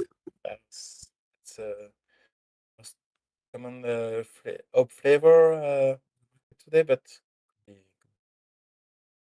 Yeah, I mean, the big ob that we've seen around a lot of is the one running bladderworts, which are really miserable. I assume it's going to be that ob. I hope it isn't that ob, because I don't like that ob, because it's miserable. But we'll see. Game starting. Ice on HQ, new remote, ice. Seen this. Gamble and Now, Bravado's remote. Baz is interesting into ob, because you do get potentially the free res. With you do get potentially more reses if the ob chooses to bring out some ice with stuff. Anytime that happens, you can do the thing, because it is just whenever the corp reses a piece of ice, it's not during a run. You're gonna see a boomerang or anything like that? A penny shaver, interesting. I mean, it's good to have the penny shaver down. Yeah. Making a run on HQ. Figuring back to Crescent for the corpse. Getting a 1-cost card, going and getting a Tranquility is interesting. Oh, okay. So this isn't the worst thing. It's just a tax of 3, but that's still rough. The corp not having any money means the corp can't boost the strength, but you have to decide if you want to get in for 6 or just pay the 3 to protect your penny shaver. It's annoying because that's one of the few things that can actually do something. But yeah. Fortunately, you can just Trace strength 4, you don't pay into this. I assume you pay into the strength 3 trace. Like, that one I think you do actually pay into. Strength 3. Yeah, I think you want to keep your penny shaver. Yeah, increases the strength 3. And then after this, I assume you just hit R&D. Hit R&D, hope for a single off the top, get your single credit from penny shaver. Yeah. Solid start from the corp, or from the runner. Like, the corp's on 0 credits. They have the tranquility to get some money, but it's still... Corp is very poor, and you have a penny shaver and a full hand back with the class act. You can still die to Azef. No, you can't because of a class act. Yeah. He was thinking about the what card to bottom, so was still on one card. I forgot. Okay, so card on tranquility, and then draw, install credit. You're back on 3 credits. What did the corp do? The corp did draw, install, take. Draw. Okay, yeah. Runner is drawing up with a Nuka. That's a big draw with a class act. I'll show you a lot of cards. Corp still doesn't put anything on R&D, so you can keep checking that safely. I assume you're looking for something to deal with what's in server 1. Some run event for econ or no free lunch. That's econ too. Immediately using no free lunch just for the credits to put down a Chesva. Chesva will help a lot with that Winchester. Ooh, Anthill on the board. That'll start getting the corp money again. If the runner can get in there and trash it, though, that's a really great time to trash it. You spend 1 credit, deny the corp 4 credits. Yeah, this turn it's important because it's 4 credits, a draw, a knob trigger, and a trunk trigger. That's denying this is a lot of tempo, but on 2 credits, if you don't have pinhole, Going with Nuka and Class Act. Quick drop. Hello, Jennifer. And Pinhole here's a threading. pinhole. Are we going for the? I assume we're going for the anthill. Yep. Going to trash the anthill. Yeah. Keep the cork You have core. to. Yeah. And that'll put money on Penny Shaver. Playing with chess there. Still on So one credit, taking but the money off of Penny Shaver. Going to use that to install something, I presume. If you have the boomerang, you could go for the R&D run.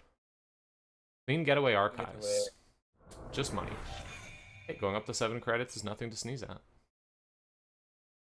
good bounce back from LP. Yeah, 3 credits and a Penny Shaver counter. He's got Lilo, so probably likes the cards in his hand. Wall to wall. Wall to wall is going to trigger, given that it's there's nothing on the board right now. Putting a counter on what's in server 1 makes you start thinking, is that a logjam that I have to worry about? Probably isn't. Probably is just you didn't have anywhere to put the counter, but you never know. Key performance indicators. Okay. Usually in Hub, it's just for Hearts and Mind. To fast advance with Hearts and Mind. You don't have to play Advanceable. Oh, right, with Hearts and Minds. Yeah, that's true. Make use of the, yeah. Okay. Bio-bands, drawing 2, and blowing up the wall-to-wall.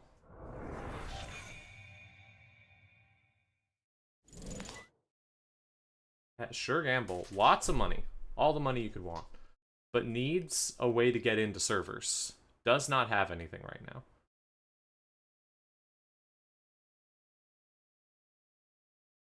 Always playing control, setting up, not taking any risk, checking stuff.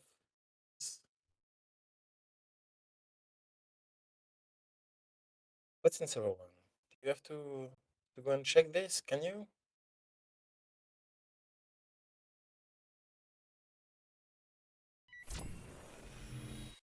Going R&D. Going for the R&D run, so implying that there's something in not even going to res anything, gonna not let the corp get the ability. Oh, there's an anthill. Alright, yeah. Corp's up to 10 credits. At this point, I don't think you can really worry about denying them. Trashing the anthill to get a 2 cost. What's it gonna be? Ooh, it's gonna be a Hollow Man. There's a Hollow Man. Okay. Install. It was 18 credits from an threatening. It's a lot of money. Yeah. The runner needs a way to both get in, because if you have the boomerang trick with Baz, but you also need a way to get past that. And there it is. Okay, so in theory, ooh, logjam. You can't boomerang your way through that. However, it is. Let's see. So how many counters is that going to get?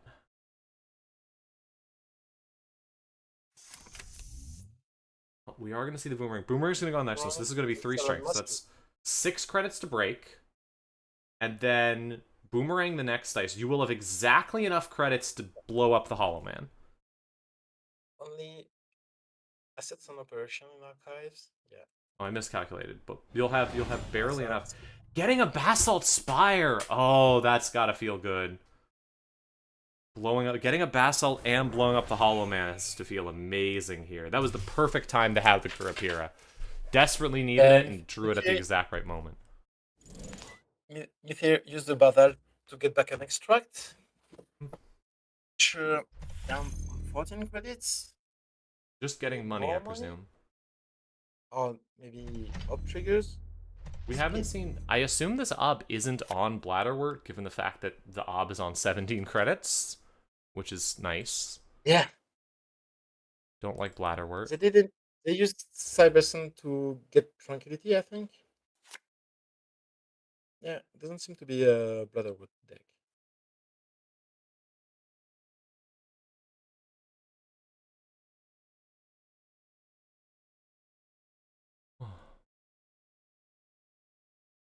So probably rush, but I'm not rushing much with so much pressure from Alpis Baz. Throwing. It's a rush, but it's struggling against this Baz. Ooh, Simulship. Can the Simulship grab anything right now? There is not a program in archives, it doesn't look like. zoom out just to double check, but no. So then the simulship is probably just there in case you lose the Kurapira? I presume. 3 advancements. This is, yeah, probably an ASF given the way that we're seeing something get trashed. Yep. Trashing the Winchester. Letting the runner come into HQ, no problem. Oh, and there's losing the Unity. Grabbing a hammer. Ooh. Hammer's rough when you don't have a Sentry Breaker. Definitely good against Baz. And Baz did not have anything to install on the hammer res, so that's really good to see. Right. Blowing up the Antil makes sense. Surprised him put the Antil in. Yeah. Display. The penny shaver, it's really just cost a click to. Shit. RP didn't hesitate to do. The issue is that there's no. We haven't seen a Sentry Breaker from Baz, and you really need a Sentry Breaker to deal with that hammer. Because otherwise you cannot break both of the subroutines, and you're always going to have resources and hardware that you don't want to lose. Yeah. It's probably on Revolver or Cannon. Pinhole the 2 cannon.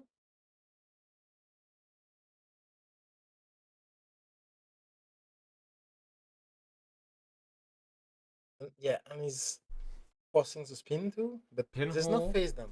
So maybe Mayfield didn't have to pop the. Blow up the Tucana. I always forget to scroll down. It's my worst. Putting something in server 1, putting another icebreaker there, putting another ice there. Just glaciering up. Oh, there's a Nuka. That's what Baz really wanted to see. Get that down. Draw up. And you're not even poor because you have the 4 credits off of the Penny Shaver. He's faking to be poor. That's 6 credits from. Drawing again after the Nuka draw. I assume looking for that Sentry Breaker, but I'm not sure. It's rough to have that on HQ too, because you can't use your D-Res tricks because of that. Omoricon maybe? So click the Penny Shaver for 4 credits and discard Chesve. Penny Shaver. Humanity resource in the remote. Ooh. Going and getting a Swiftavator with it. Interesting. Usually I see people get a Spin Doctor, but getting a... Or a Mithra Hammer? We've seen from... Installing more ice. Really locking down the board. Dangerous to have that naked card out there when you know your opponent's playing clean getaways and Penny Shaver and such. Sure gamble. Back up on money. Not gonna help you win the game though.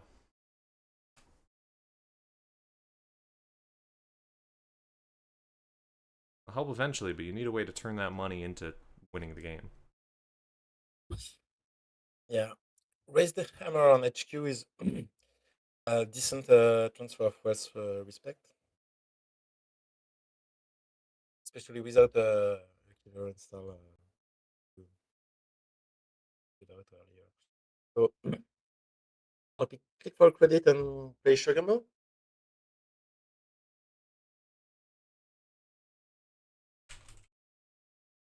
And here's the second transfer. There's a transfer. Not sure what the plan is for the hammer here. Fly Swatter. Did we see another icebreaker go into the bin?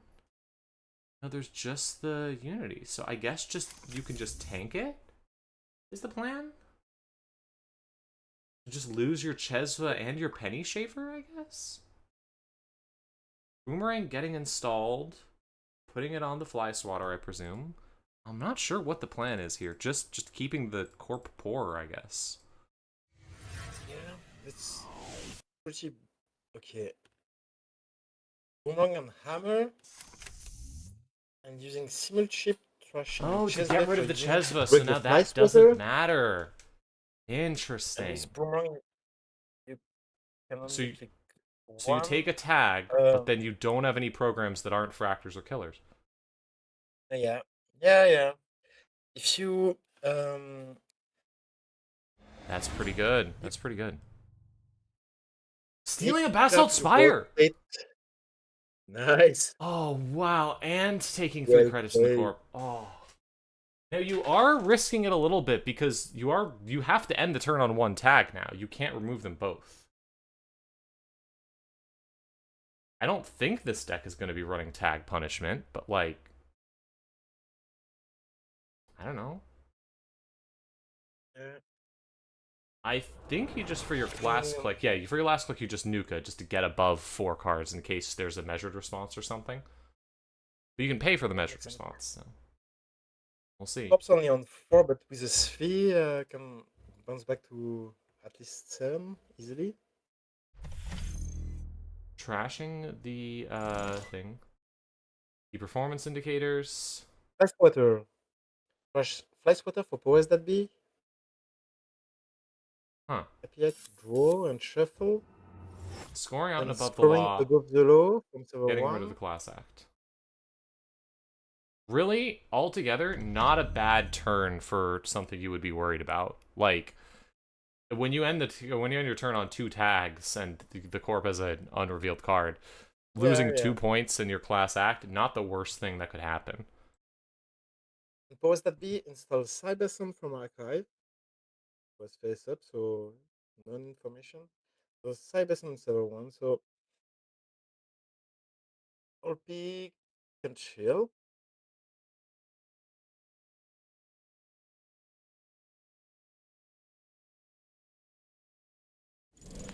Only 3 cards installed.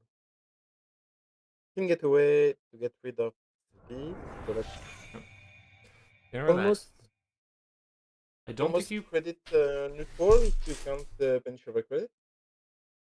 I assume just going to leave the powers that be up, because we've hit, like, 4 to 5 points. I don't think you care about 1 powers that be trigger. Yeah, I Oh, agree. there's the last icebreaker. You can now get into HQ safely. Oh. Not sure what that means. Is it because he has full rig? Or 3 breakers? Not sure why there was a we ball then never mind. I don't know what's going on. He was about to play a funny card, I think. Ah, fuck it. Finality! Let's go! Yeah, let's go! Hell yeah. Alright, going for the win here. Yeah, well You're going to end the turn on 1 card, which will lose you to an Azef. Yeah, No, wait, did you already take the core damage? Okay, no, going to end the turn on 2. Cyber Sand Harvester? And potentially, I'm not sure what exactly the plan is there. Oh, just getting some money. Oh, yeah. Just Purging virus counters, that does nothing. Oh, installing the class act from hand, so safe from the kill there. Nice. Wow, that's smart. That's impressive. There's the Azef. That's the game. Well played, LP.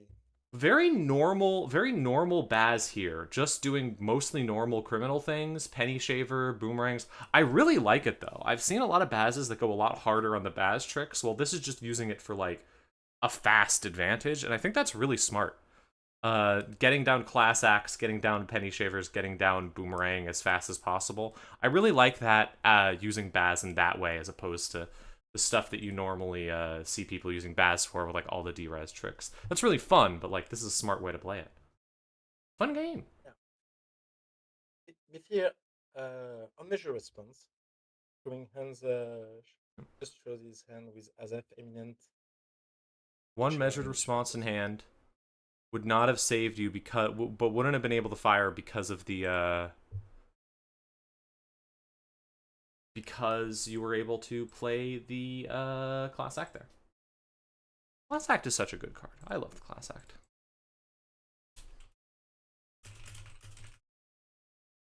It is good, but I've just seen Koga's Zaya deck not playing class act. In some decks it doesn't fit. It's rare. Pretty Let's cool. see. Anything you'd like to watch now? Okay.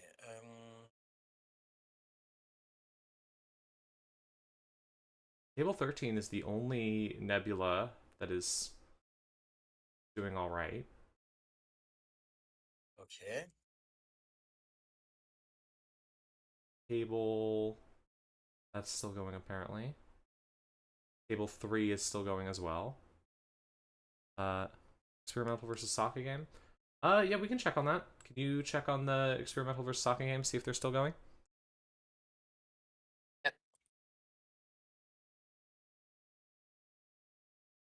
Take a look at that.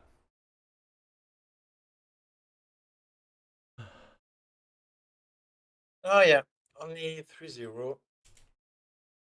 Let me ask, but I think those two I used to be streamed. Okay. Go to that game then. Go ahead and watch. See how things are going. Yeah, it's good. So Saka on his reg Matryoshka Oshiko. Matryoshka Hoshiko versus a monstrosity of a restoring humanity. Oh god, look at this disgusting server. We have Lacosta, we have Anoetic Void, we have Skunkworks, we have a Bodo with 1 Botulus, we have a Brawn with 2 Botuluses, we have something advanced, and we have another card in there. Oh. God. Whose turn is it? Saka just ended the turn. Saka has scored 6 points. Experimental has scored 0. Are we going to see Saka sweep Experimental? Angry Companions. Paladin was on mini credits, just trashed. He trashed 1 card from his hand with Mamie to get Chapman.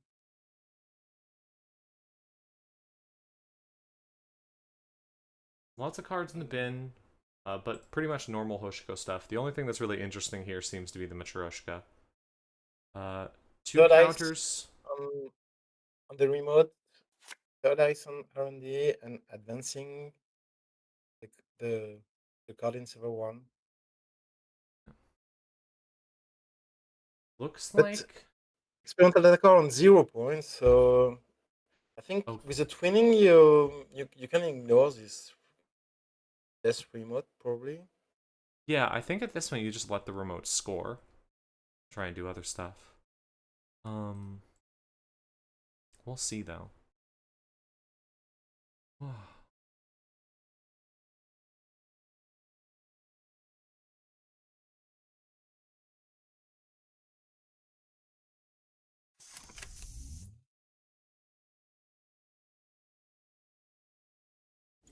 Breaking 2 empiricist with Matryoshka is 10 Clean credits. getaway on HQ.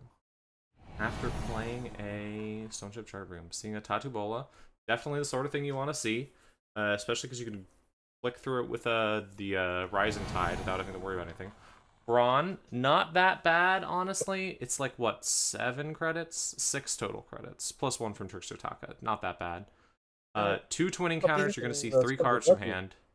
Basically just get to clear out hand. Lacosta, Hedge Fund, and Petty Cash. Well, you know there's basically no agendas in hand now. That's nice. 17 credits. Now, you have 2 empiricists on R&D, and you can't really let those fire if you want to run on R&D. Both of those are with a... Those are 5 to break each with Matryoshka, so it's at least 10 credits to get into R&D. That could be worse. Experimental clicking for credits, just letting things continue. Not scoring this 4 advanced agenda? Not sure exactly what the plan is here. Yeah, I would have expected kind of like 1 click for credit then a score, but just letting that go. Could be a clearinghouse, I guess, but I don't know why you would do that. Well, was that the player who... No, it wasn't. Who advanced it to 7 or 8 counters before scoring? Oh, you weren't there.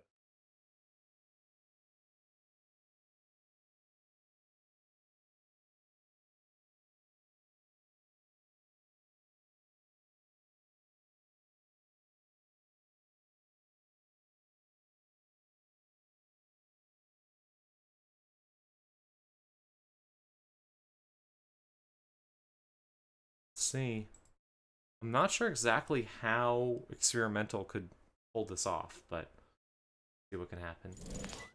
Playing the Raindrops Cut Stone, hitting HQ again, just going to keep hitting HQ. I mean, as long as it's cheap enough to do so, I think you do so. Oh, no, just using it to draw cards. Never mind. Yeah. Drawing up. Only 6 cards in archives after 13 turns? 6 cards in archives, 5 face down. You can go take a look at what's in there. There is a 2 Charlottes, 1 Hansai, 1 Hedge Fund. There are now 5 on the thing in server 1. So if it is a clearinghouse, well, it's at 5. Corpse draw, install 4th card, R&D, and then play Protection R&D. What's the... back to the Glacier Edge. Yeah. But what's the everybody was playing kill decks, and now we have Glacier everywhere. What's the corpse plan to win here? Like, you can block it. The server 1 is not safe. I guess you have the Anoetic, so that can Anoetic and Skunkworks is good. But there's enough. I think you have to purge viruses.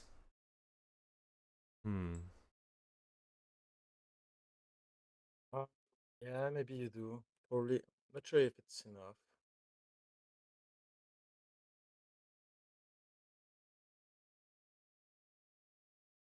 So 5 cards, 5 hunters on these cards. When you're in Swiss, you got to be sitting there being like, would my opponent actually run Clearinghouse? Is my opponent the sort of person who would actually try running Clearinghouse in a deck? That would be wild. Why would they do that? But it's a really good question.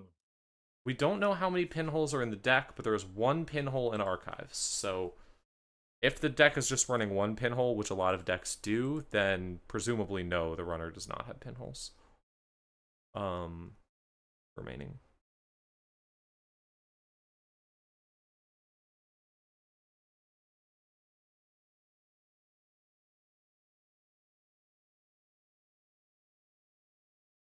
That's only 7 influence in archives. Up to tell. Outer Fly Swatter on 1 would really save that server. But also, if it's an Outer Fly Swatter, you just run it and then you just bounce. Which isn't a huge deal. Saka digging up, potentially digging up, and there's the pinhole. Gonna use the pinhole, I presume, to trash the Anoetic, and then, so long as that isn't a Fly Swatter, can definitely get into server 1. You go for the advanced card to make sure it's not cleaning a house. Well, I think you go for the... I mean, I guess, yeah, you could do that. I would go for the... I think you can get in if you trash the Anoetic. It's not a clearinghouse, and you just turn the audience and give them a message. It's a send a message! Wow! Thank you very much. Yeah. Dramatic bow from Sakai. So he went for the advanced card to clearinghouse respect, and it wasn't.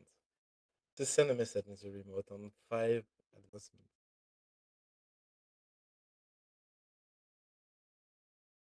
So he should have crashed the... Hosting more Matrioskas can now get into any server with enough money. Maybe don't run it. Who knows? So I assume now you score that out. Now that the runner knows what it is. Like, you have to score it out. There's no reason not to. Yeah. Why would you leave it? Yep, there it is. There's the score. Using it to res an Atini. That will be annoying to deal with. But also, it is only 3 damage. You can just tank that 3 damage. An annoying 3 damage, but it is 3 damage. These are each 5 to break, right? 3, 4, 5, 6. Yeah, so, yeah. 5 to break both of the Empiricists. It's going to cost 10 plus 3 net damage, or another 5 plus however much it takes to break this middle ice to get into the R&D for Saka. There's only 1 thing that's been scored so far.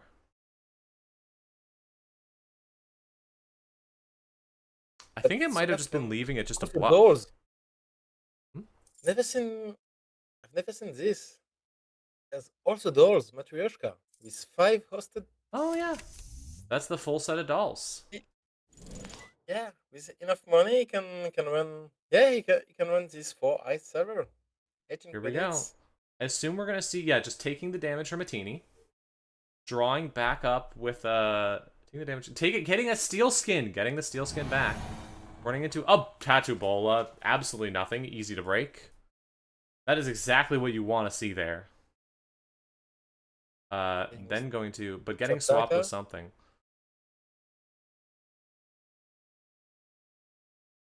My persist got 6.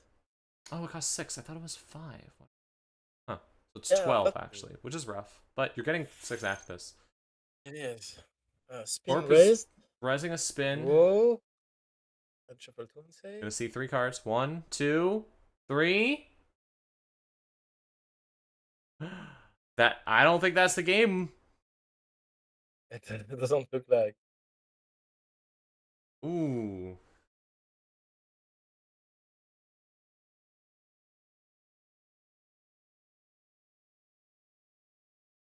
Guess we're gonna keep going.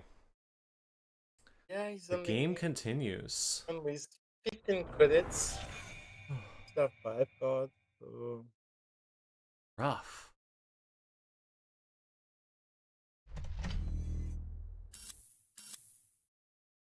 Putting something there, advancing it twice. Presumably that's just another agenda. Presumably that is almost certainly an agenda.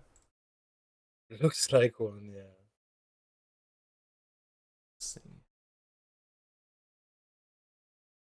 1 cards left in R&D.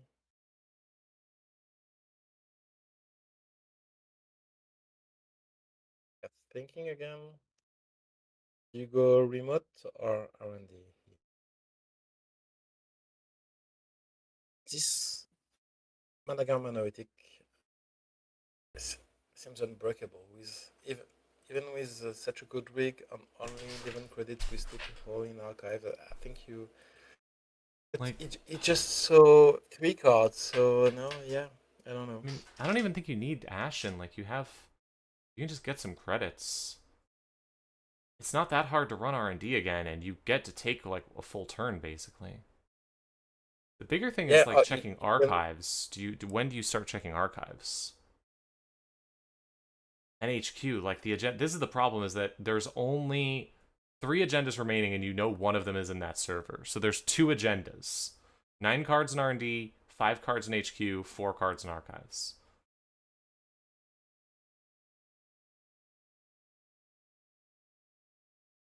D'accord asking Saka if he's one of those Ashen non-believer. It's concerning he's on the fence. Counting the influence here for fun. Do you play Ashen in Anarch? It's often I found I don't want to play it. I either win or lose before it's useful. But on this matchup, I'd be happy to have it. Seems useful, but it's not an Audrey. It's an Audrey build that you really need it. With Matryoshka, you can just click for credits and keep going. Let's see. Runs HQ. Running 7 HQ credits. See 3 cards. Break Does not one. see a single agenda. Just taking credits. 3 credits. All right, so the corp is going to get to score and install. That probably can't win. I'm resing a Brawn. That is not the ice you want to see, although you can click through it.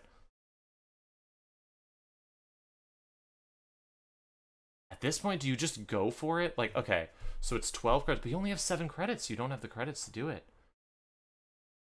The corp probably can't win here. Probably needs 1 more turn, but it's 25 credits. And can just put down another ice, and eventually you can't pay for all that ice. Like, we've hit 5. Saka is officially out of cards. There are 4 cards in archives. You can check that.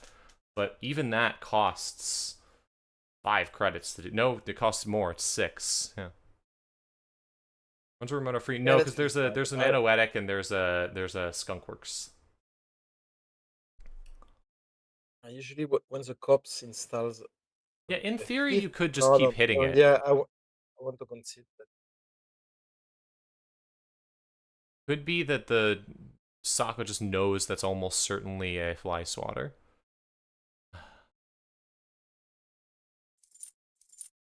On R&D? Looking for 2 credits. Looking for a 3rd credit. And sure gamble. Okay. That's a lot of money. You don't have it? Alright, here we go. So that's install, advance. Yeah. Wasn't the last card advanced manually? Maybe not. It must have been advanced par La Costa. I feel like you may have wanted to run the remote earlier just to see the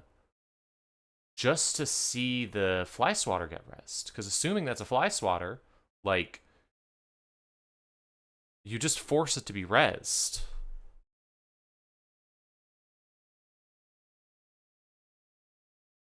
La Costa means this will get scored, yeah.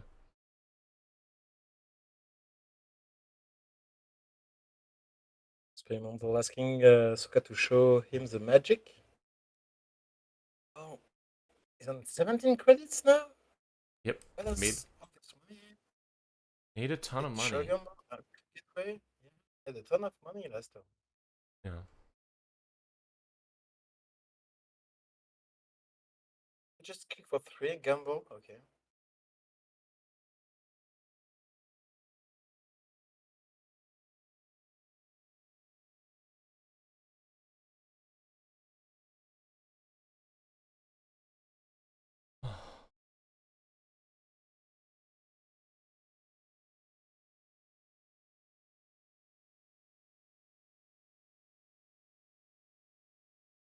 No idea what the options are here. I mean, you could in theory. So YOLOing R&D requires 3 clicks, 3 damage, 12 credits. So then you need 5 credits to break. You have 5, 6, 7 credits to break whatever's on here.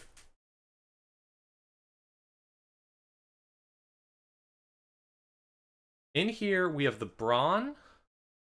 6 credits to make the remote ice 3 times. There's a Brawn and a Bodo. If 6 is enough, I can get in. So 6, I mean, you definitely can't. I don't think you can. I think he has 6 credits to break the remote ice 3 times. Yeah. Because you have 18 credits, so you have 3 runs. Not a lot of relevant ices left in your deck. You could... You can get into R&D. You can get into R&D once, I'm pretty sure. That's pretty much guaranteed.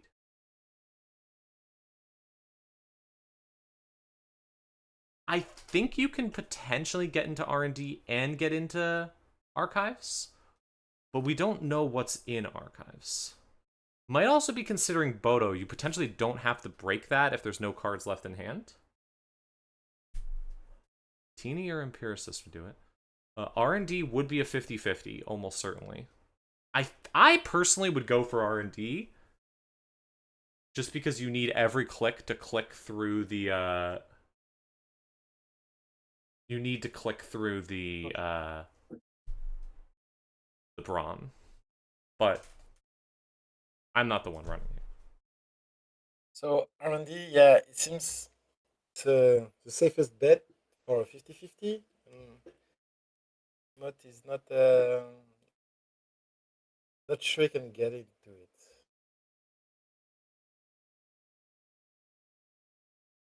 Anything the players calling discussing the lines.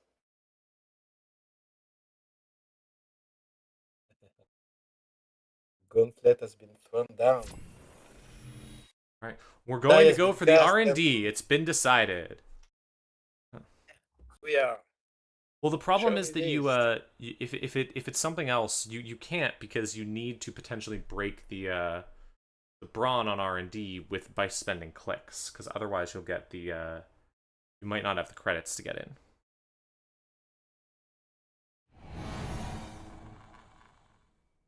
Bodo, that's not good. Okay, so Boto, so that's going to be 1, 2, that's 4, 5, 6, that's 7. So 13 credits left. You can make it, because it's 12 credits for both of these. if you take all the damage and click through. But you have to click through now, because if there's any ice left in R&D, you just can't get in. Yeah, like I said, you can't check because you need to click through the brawn. Here we go. Patini, he let fire with the skill in hand. Now, the other possibility, and I'm not discounting this because I think that this could happen, is that the agendas are in archives. There's 5 cards in archives that are face down. If you just throw the agendas in archives and count that the runner won't check, you can win that way. And given that archives is going to be 2 net damage, and there is no way for Saka to draw up or anything like that, or get enough credits to break through that, that is a possibility. Let's see. Here we go. That's time in the round, but that's the end of the game either way. Trashing Anoetic Void. That's also not it. Oh no. What? Oh my god. Oh.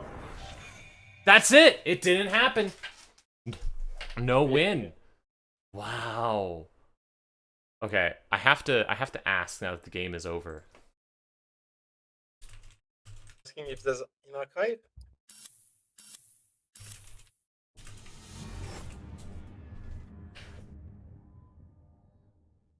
Rezal, let's see.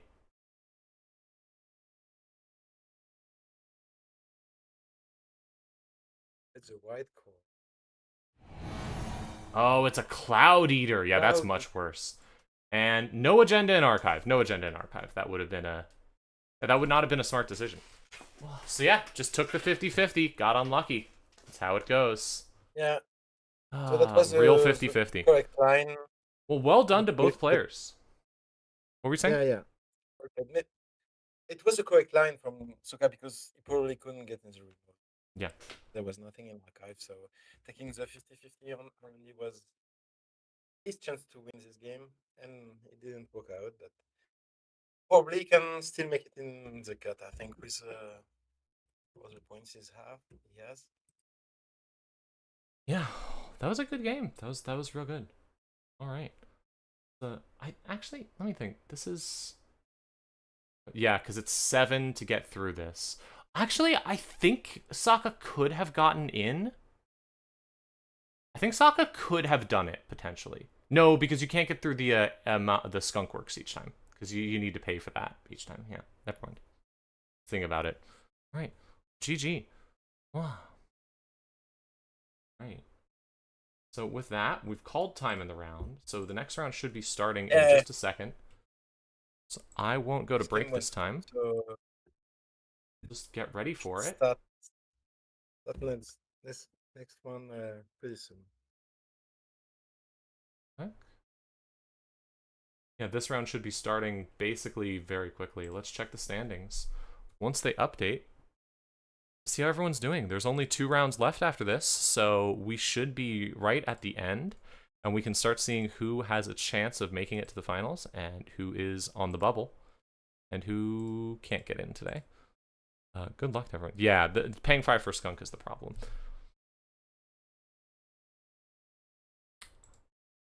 Great competition so far. Great job, Saka. Great attempt there. Experimental Data Core doing incredibly today. Just stunning. I think that puts both of them. That puts both of them at 21. We'll see if anyone else is at 21, and we can start trying to do some of the math after the standings come in. Just gotta wait for Protheus and Basserton to submit their final. Probably they are still playing out their final turns. But yeah, once that's in. I'm guessing with this many players, winning 2 more games after this, since no one's going to be up by 21, so the highest anyone could get would be 27. So 27 or 25 is going to be basically guaranteed, I'd say. If anyone gets to 20 or 24 or 27 points, is going to be guaranteed getting in. We'll see if 21 is guaranteed, or what that's going to look like. 10-1, usually 24, you know. 8-2. We should make it at top 16. Thank you. I think I'm far from an expert on that math, but Table 13, Protheus and Silent were deciding to split. I assume just going for prizes. Alright, that should be everything in, so hopefully the standings are updated. Let's see. Yeah, okay. 4 players on 21 points. Wow. Alright. Oh, wow. Okay, so this is a tight game. So we have 4 players on 21. Not against Saka, Experimental Demo, and Dave. And then we have, how many? 1, 2, 3, 4, 5, 6, 7, 8 players on 18 points. Is this going to top of 8 or top 16 tomorrow? top 16. Top 16. Okay. So that means that so far all of the 18 players have a good chance of getting in. We'll probably take a look at that next. 21 is guaranteed to make the cut. Is it? Because I will take your word for it. There's 30 players with 15 points. 21. I guess if half of them. Maybe if they. I guess if half of them did it, that would be 15. So yeah, that's 21. So if you get to 21 points, yeah, guaranteed to make the cut. Okay, yeah, that makes sense. Because if half of the 30 players don't get to 21, no wait, because more than half of them, 21 is almost certainly guaranteed to make the cut. I'll just assume that. That's top of Swiss again. Top of Swiss is, yeah, so we have 3 Gentechies, 1 Leo, 2 Criminals, and 2 Anarchs. There's definitely a Corp heavy top up here as well. Let's see. Very curious about some of these. Ob looks like it's been struggling a bit, but there's a lot in the top. Anything not represented in the 15 points? There is 1 Epiphany up at the top 15. Apparently that player's dropped. Not many NBN. Yeah, the only NBN to get to 15 players points has dropped. So, that's interesting. All right.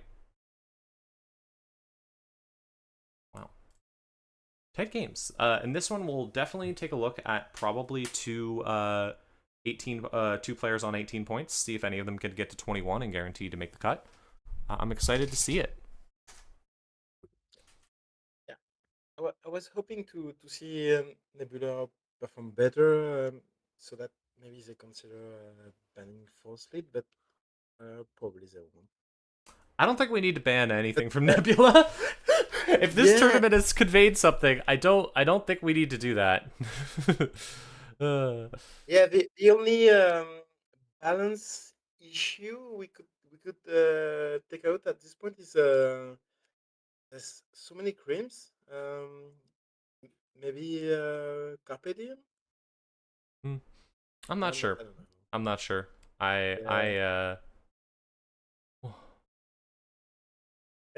We'll see. We'll see the top cut. Maybe it's not so in balance as.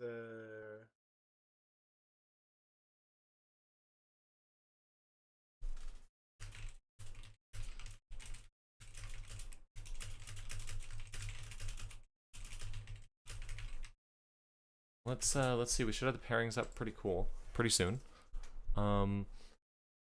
Sad that Tyrande dropped because it means we probably won't get to see that Epiphany in the top cut. But sometimes the life comes up.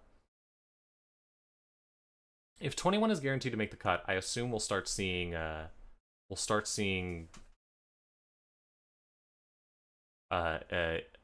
from the top tables, but we'll see. Pairings up. Alright, looks like pairings might be up. Although Cobra seems to be having a lot of trouble.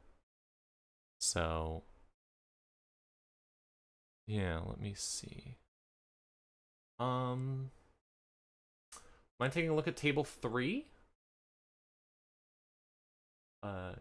Check on table 3. Okay. That's going to be a A Mushy versus a Glacier deck, which will be interesting. Could be very rough for the Yeah. Mushy, and it is both players, I believe, are both players are on 18, so they're fighting to get into final. Are we good to stream table 3? Rene Reed, Lady Prospera. Yes. I'm asking. Let me check that. Yeah, that one.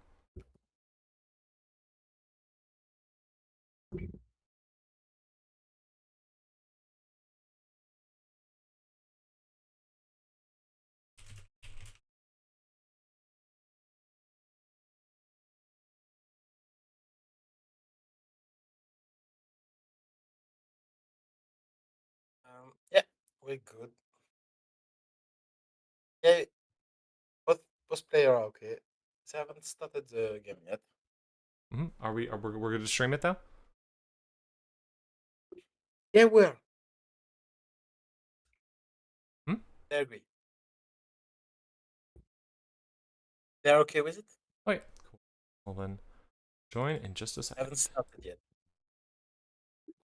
Cool.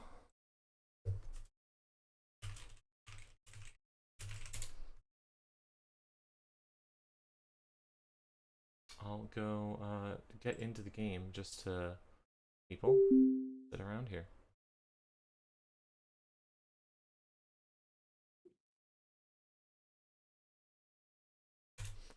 This will be interesting.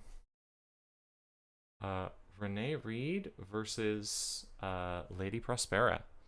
And that's going to be Leo versus Mushy. I don't think this matchup is good for Mushy, but we'll see. I haven't seen this matchup at all because I haven't seen this Leo.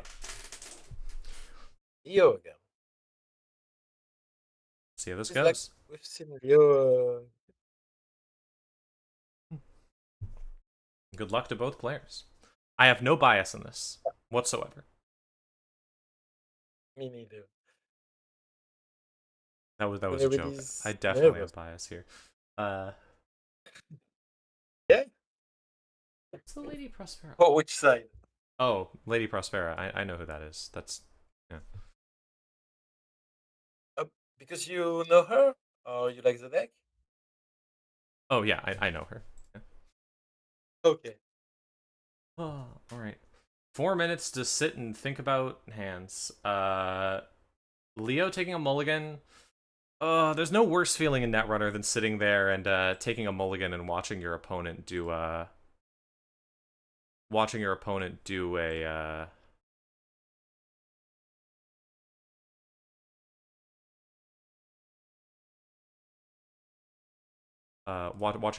not take a mulligan.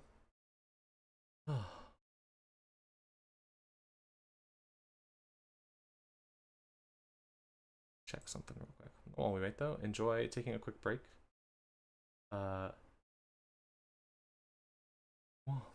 Enjoy sitting around.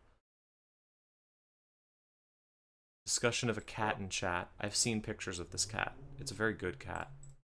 I just want you to know. This is an extremely good orange cat. One of the best orange cats I've seen. We should have taken a break from Netrunner just to pet a cat.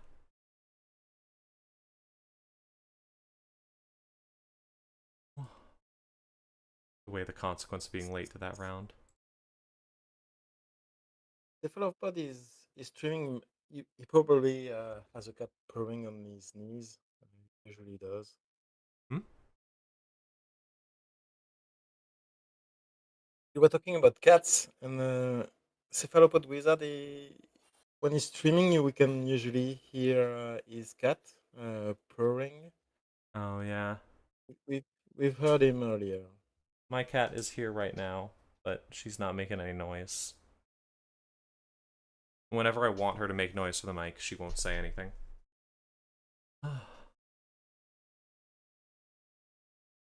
But So, are you coming to Endeavors this year? yes, I'm gonna be at Worlds. I actually need to go buy my ticket after today. Got things approved, so now I gotta go do that. Okay. But I'm excited to be there for Worlds. Yeah. It's gonna be a fun time.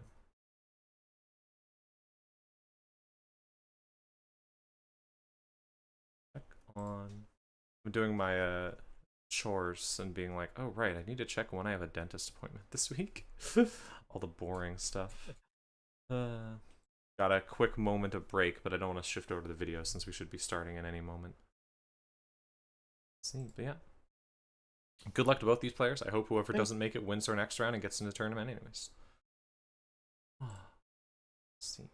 Thanks, Baxter, from the kind words from chat.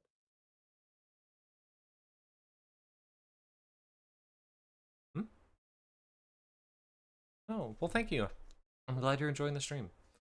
Yeah, do my best with this. I care about Netrunner too much, so I'm very excited to, I'm always excited to do some streaming. Even if, to be frank, I wish I wasn't here. Not because of this game. Netrunner's great. I'm enjoying the stream greatly. I'm glad to be here. But because I could be playing 12 more hours of Silksong.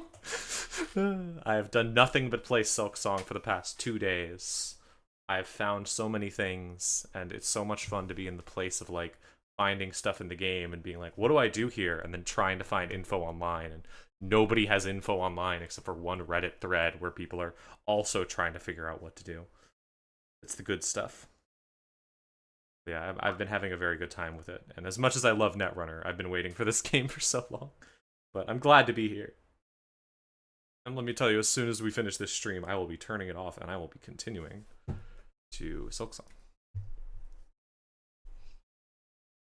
Good video. Yeah. All right. I might not. It's a bit late. If you need to sign off whenever you need to. I'm glad to keep going. I can. But glad to have you here. All right. Starting off. I think I'll keep up to the end. 2 cards protecting Game HQ. started. Yeah. We didn't. We did not. On at the upgrade on HQ to protect against transfer of wealth. Obviously, like. We did not see a start with a res on HQ, so I assume it's not the thing that lets you get in there easily, or the Bioroid, but getting a server set up, getting things set up to keep track. A lot of this game might come down to whether or not Mushi can find the Matryoshkas, assuming this is a Matryoshka deck. Most Mushi stuff. Yeah, Lady Prospera didn't challenge HQ. She Nope, no challenging HQ, just hitting R&D and then drawing up and clicking for money. There was a on the runner's turn we've seen. Is this? Oh, it's a robo. Nice. Let me see. Like revealing a transfer. There's a Swift. Playing Jailbreak on R&D, getting the credit back. That's a good start. Stealing a Send the Message! Oh no, and exposing a tier for free. Oh god. Well, that's... Whoa. This game has gotten very interesting very fast. Okay. Indeed. Having the Swift down is going to help a lot. Getting that down so early is going to be a lot of time. Oh, and Reprise to head it back to HQ! Oh no! Oh, that's devastating! Oh! Yeah. That's utterly devastating to see. Is it? Wow. Is it trashing the Tranquility, trashing the Vovo, just completely decimating the corpse board. Oh. The one time when a Reprise is the worst and it gets hit. Getting down a Regolith just to make some money. R&D is still open. Okay. Good that the cop doesn't have to pay 10 credits for this tier. Only Mushy getting down another Jailbreak. No Icebreaker. No, nothing this time. That was so devastating. Having both the Jailbreak and the Reprise in hand. Or getting it off the draw. Just incredible to see. Finally getting that iced up. Runner definitely running low on credits. Needs to find like a clean getaway or something. Lady Prospera on a Swift Muslihat deck. We've seen one recently. We use often they're playing Hermes, but probably Swift is a bit easier. Using Pinhole to trash the Regolith mining license. Interesting.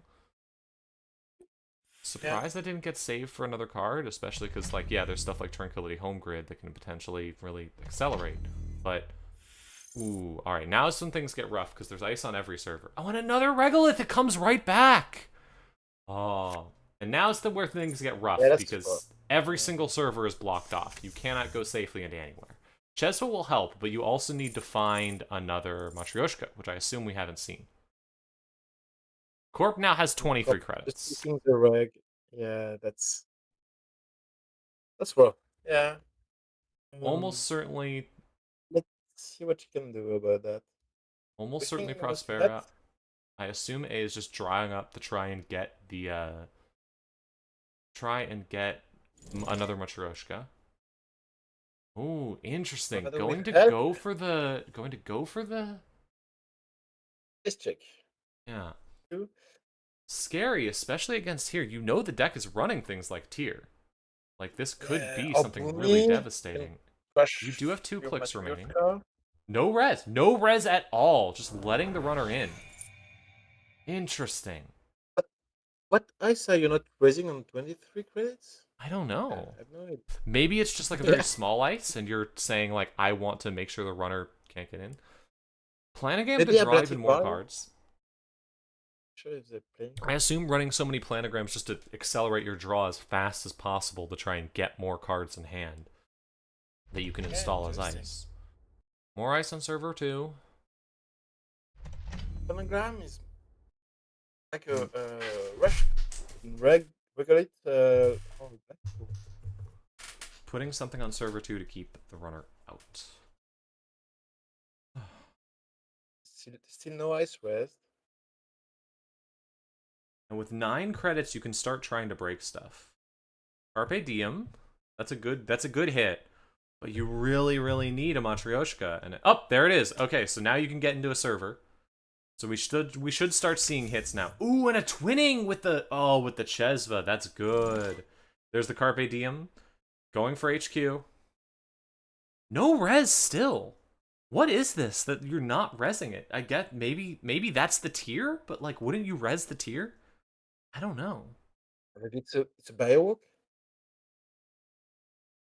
Maybe it's a fly swatter? No idea what this could be. From Chesed just to charge twinning, but not spending the counter. So the counter, probably saving it to check somewhere else. Drawing up. Orp? Scape net. Oh, that can kill the twinning. Make sure that Trace 7. That will kill twinning. Ooh, and that removes it from the game too. That's rough. Most of these decks are only running 1 twinning because why would you run more than 1? What are they going to do with your twinning? Yeah, because of Scape net, we've seen twinning. We've seen many decks playing two twinning. Maybe we'll see another one. We'll see. No way to know. However, you do already have 3 points, so you aren't in the worst spot. 9 credits, that's going to get you into places. Really need just more run events. Getting a jailbreak, that's good. I mean, you can always just jailbreak your way into R&D. Sure gamble. I'm suspecting we'll see a jailbreak. Transfer of wealth. Okay, here we go. Transfer of wealth. Resing a Brawn. Huh, I wonder why the Brawn was not res sooner. Maybe because the runner could click through it? Yes. So that's going to be 4 or 5. That's going to be 7 to break. Rough, but you'll get all that money back, basically. And you pay the Chesva counter, so it's not even 7. Corp loses through. You 3, you gain 6. Getting 1 from this. Removing the tag. I'm surprised that... I guess you're worried about, like, greasing the palms. Do you not like the lack of fortifying centrals here? Yeah, it's definitely worrying, but also only 9 credits now. Going from 26 to 9 credits. I wonder if that was how much was paid into the Scape net. That could have been a mistake if you go that deep on Scape net. We'll see, though.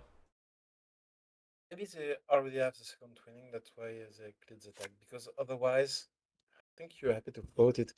I like that Koga's playing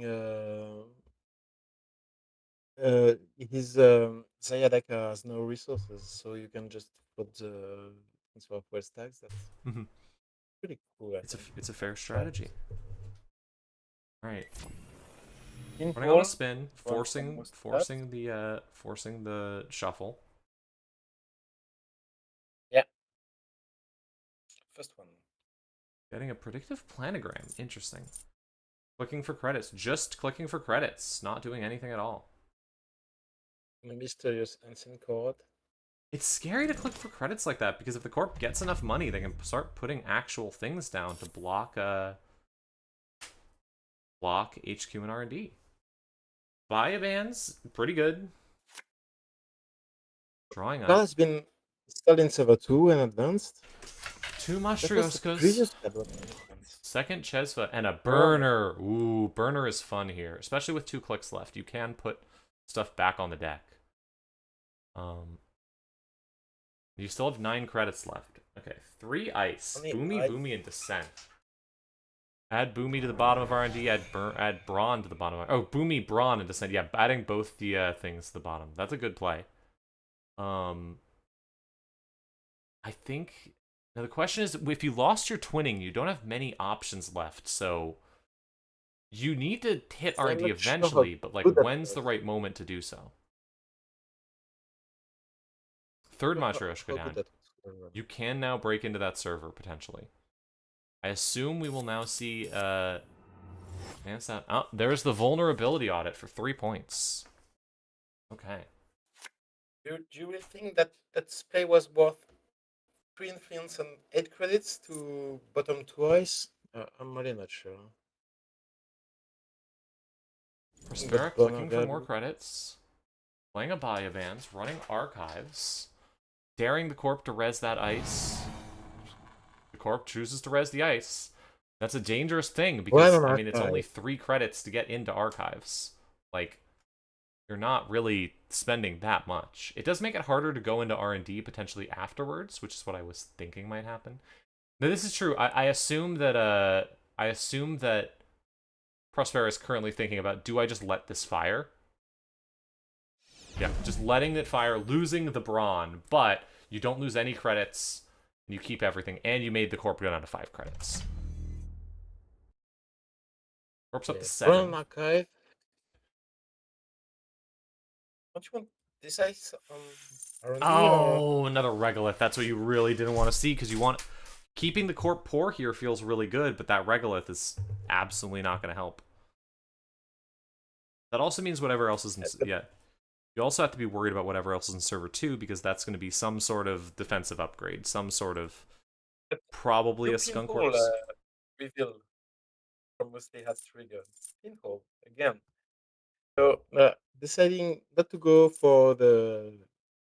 After the regulation, just clicking for credits. Oh, yeah. Clicking for credits and then pinhole threading. All right. Let's see what's on R&D now. No res. Interesting. Yeah, I like this player.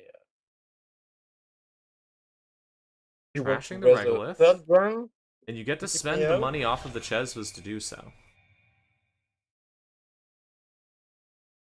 It's a little bit sad there's no more training to...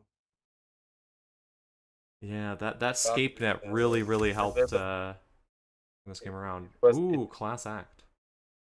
It's a nasty card. Good card. Sebastian K was playing it out of PD in Montreal, and I think he has only 1 in his deck, but he picked it back with PD to play it a second time to trash the second twin, which was really obnoxious. Hey, if you can get rid of it, it's worth it. Yeah. Let's see. Getting money off of Tranquility, up to 13 credits. That is enough to res a couple of big ice. However, we think probably one of the things on there is the tier, and you definitely can't res a tier with that.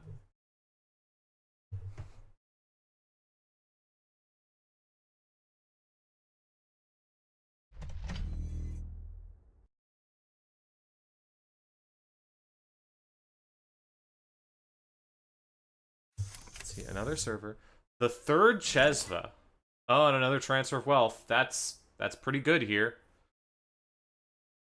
Yeah. The third one, I think. So you're paying 1 credit? Yeah, 1 credit to get in. Oh, but turning it off. Interesting. Leaving absolutely nothing defending that server. That's gonna hurt because now the runner is just on 5 credits. Yeah. And now's when we see another. I knew it. There it is. I was like, I mean, it hurts a lot if you Here's a see another double. transfer of wealth, but there it is. And Tyr is still in HQ, the one that was banned in the beginning of the game. Probably. So that means Yeah, that there not in isn't the a world. tier on that server, probably. So you know that you probably don't need to worry about the 10 cost there. Clean getaway King on Gateway HQ. HQ. Just making the money. Then going That for the king server. got Interesting. Leo has been used. Leo has been used. You know that Leo's been Yeah, used. only on The Corp 10. only has 10 credits. You have 14. And probably 10 credits isn't What enough to res Joshua? all 3 ice. First one is addressed. If you're lucky, you might be able to get in there and trash almost everything. But if you do too much, you'll lose all of your credits. Oh, it's just a Vovo. Okay. Well, that isn't really that much of a huge deal, honestly. Like, Yeah, 3 credits. going to continue the run, even though you know that there's nothing. It is a tier! Oh, wow. Okay, you can break that, right? But that's going to cost almost everything. Yeah. 8 credits. You get in with 3 credits remaining. That's not enough to trash the Tranquility. It is enough to trash the Vovo, but I'm not sure you care about trashing the Vovo. What's the face then? It's a Yeah, Mercia. Choosing to trash the Mercia. Letting everything else stay at 0 credits and 1 tag. But the Corp is also at 0 credits, so... Yeah. Also, are all 3 all 3 regoliths are in the bin, so you know that the Corp is really going to be struggling off of no credits. And even though you have no credits, you also have 3 Chesvas. Yeah, indeed. Let's Like, see. if you're holding the second winning, maybe that's the plan. Carpe Diem, you going for really R&D. Like, you can't keep the I was about runner to out say- at all here. Your only hope is just to get more credits. I assume we'll see another... Oh, and then a jailbreak on R&D? Yep, I was assuming we'd see another run on R&D, just seeing as many cards as possible. Hoping to be saved by the fact that you're only running 5/3s here. Trashing that and seeing an unseen card. Okay. Oof, not what you want to see. Hurts to trash so many cards and get basically nothing out of it. Yeah. Yeah, they need multi-access, probably. Biobans on HQ. Like, wasn't enough. All this trashing wasn't enough. But Admittedly, you do have the advantage of not spending anything on those to trashes because you have the Chesvas, but yeah, still. yeah, 3 chess is a lot. But Drawing 2. You can also install here with this. Using Biobans to remove a tag, though. Okay. And a Mystic. Well, that's more money. Oh, Ooh, auto campaign. That's... Oh. I have not seen auto campaign in Leo yet. That's pretty good. It doesn't really help you right now because you still have no credits, but definitely rough. Putting another piece of ice out doesn't help you that much when you only have 1 credit, but presumably you'll be getting more money from auto campaign. Moving Vovo to R&D, which can force a trash from R&D. Immediately playing the Bravado. Pushing the Bravado. Which server are we going to see it on? I'm guessing R&D? I mean, the Corp can't... Yeah, we're going to see it on R&D. Corp can trash the Vovo. Oh, and immediately running into a Boomy. So that's 3 to break. Not a huge deal.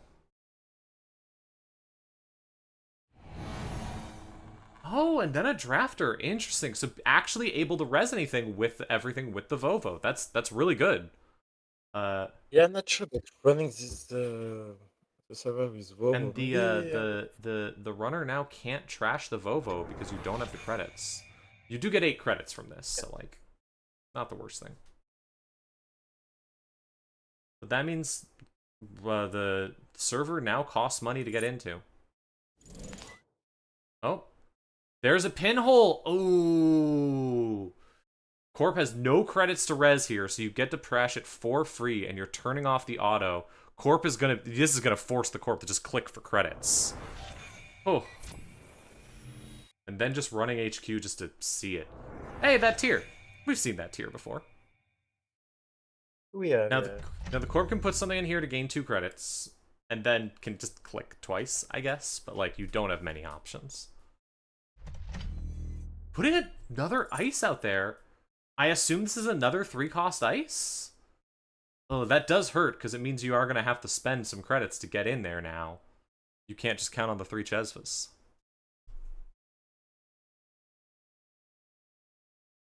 Probably like another Boomy or something?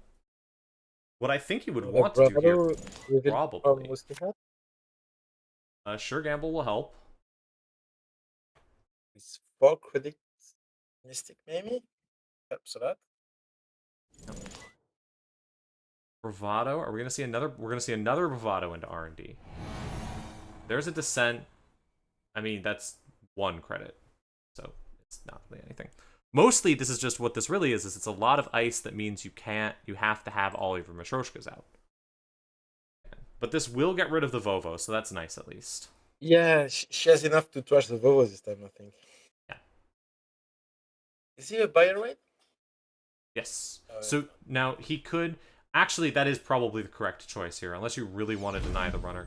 Oh, choosing not to go for it and instead... Crash that. Now, I think you just run it... You can't run it back. You don't have the credits for it, and never mind.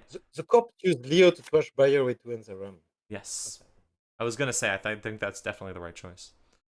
Well, look, Manverupt, we're very happy that there's things that aren't kill, so we're very excited about streaming them. Yeah, I agree. There's been a lot of Glacier tonight, yeah. Okay, let's see. Planogram to draw 3 cards, installing something, getting more credits. Gaining 2 credits. With a few rush deck, but games were quicker. Now up to 4 credits. Moving Vovo to that server, presumably to res whatever's there for cheaper. R&D is safe to run now. But all the jailbreaks are in the trash, I believe. All 3 jailbreaks. Most decks I've seen are just running 3 jailbreaks. There might be a finality.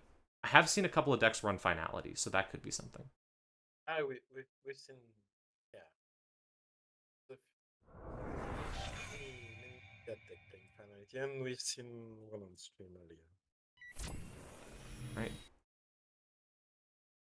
Checking HQ, checking R&D. You have the credits, you have the counters, you have the time, you might as well go for it. It's not expensive.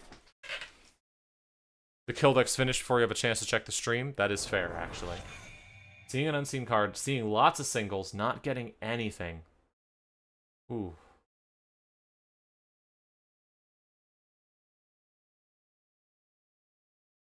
Server 4, we still don't know what's in it. I presume it's just a spin doctor. You could run on that to force it. 19 credits will get you in almost anywhere, but it won't get you into that extra server. That's the biggest issue here with Matryoshka, is that with Leo's ability, you could potentially be kept out. If there's 4 ice on a server and a Bioroid in there, you can't break it all. Now, you could just let Boomy fire, potentially. No, because Boomy has the... Seamless launch! No! Oh, that hurts. Oh, an Architect Deployment Tot lets you get a card from R&D. That could get an agenda. That could win the game. Ooh. This is going to be tight. Alternatively, it could get, like, a tier to put on R&D or something. It could. That's a scary thing to see. Leo is only once per turn, so you have to play Auto around campaign. this restriction to. Just getting an auto campaign. Okay. Not what I expected, but okay. Three pinhole in archives. Running on server 4. Finding a tranquility grid that was obviously put there just as a bluff. Burner! Love to see it. Great card here. Checking, so obviously checking the, not seeing anything again. Wow. You're getting rid of the hedge fund, and I assume getting rid of the drafter, since you don't think the tier is going to be able to be rezzed. Nope, leaving the drafter. Underwhelming burner, I'd say. Running on R&D. Getting in for basically no credits. Easy to do. Oh, tier is unique, yeah. True. Finding nothing. Oh. Checking HQ again. Seeing the tier again! Only 2 cards left in the stack. You can get into that server to trash the auto campaign. You can definitely do it, and the corp almost certainly can't res everything there. With the number of credits you're on, and the fact that you're going to have another Matryoshka, almost certainly. I don't see any Matryoshkas in the heap. There's only 2 cards left in the stack. You're definitely going to be able to put another one down. I think you can get in there and blow everything up. But it's going to be so expensive, and the corp has no money? I don't know. Corp on 5 credits. Will we see Vovo move to help res that? Looks like the answer might be no. But the second card is in the server too. It will be moved. Okay. Getting a clean getaway. Only 1 card left. So if there are 6 Matryoshkas in here, then the last one's either at the bottom of the deck or somewhere. Another Descent. That's nothing. But it does let you trash the Vovo, which is pretty good, actually. Unless the Vovo gets trashed to keep you out. But honestly, that's also pretty good. Just either way, getting rid of the Vovo isn't a Bioroid here. You can. Oh, he's not a Bioroid. Oh, he's just a guy. Never mind. No, he's just some guy. I thought he was a Bioroid, but he's just some guy. No, he's not. Okay, yeah, you get in, you can trash him.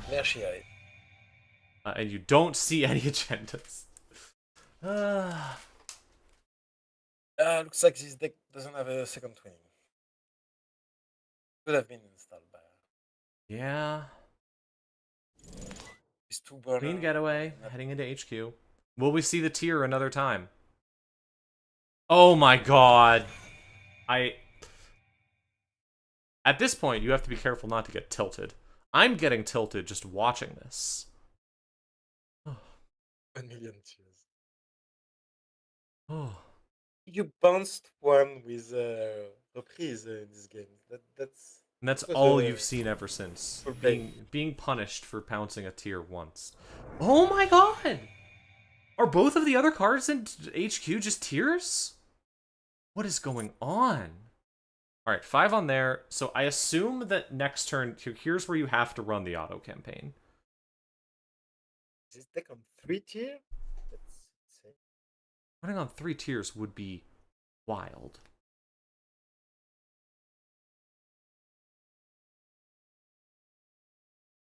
The least unique tier we've ever seen. Getting into R&D is still so easy. Getting into server 2 is still really miserable.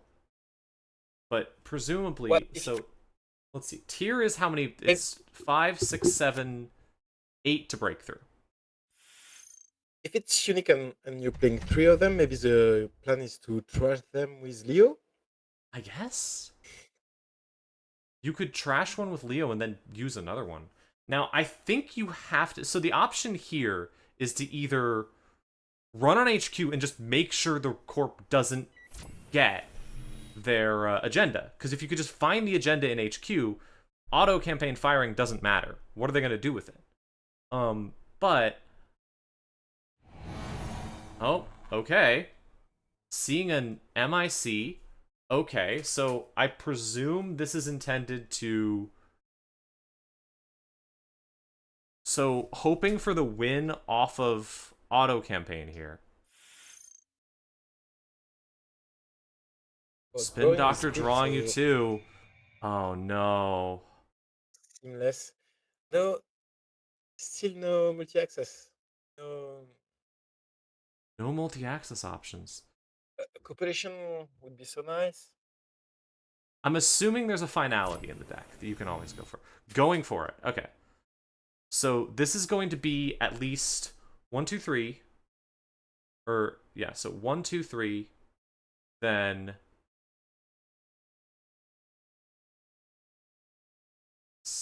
8, I believe. Yeah.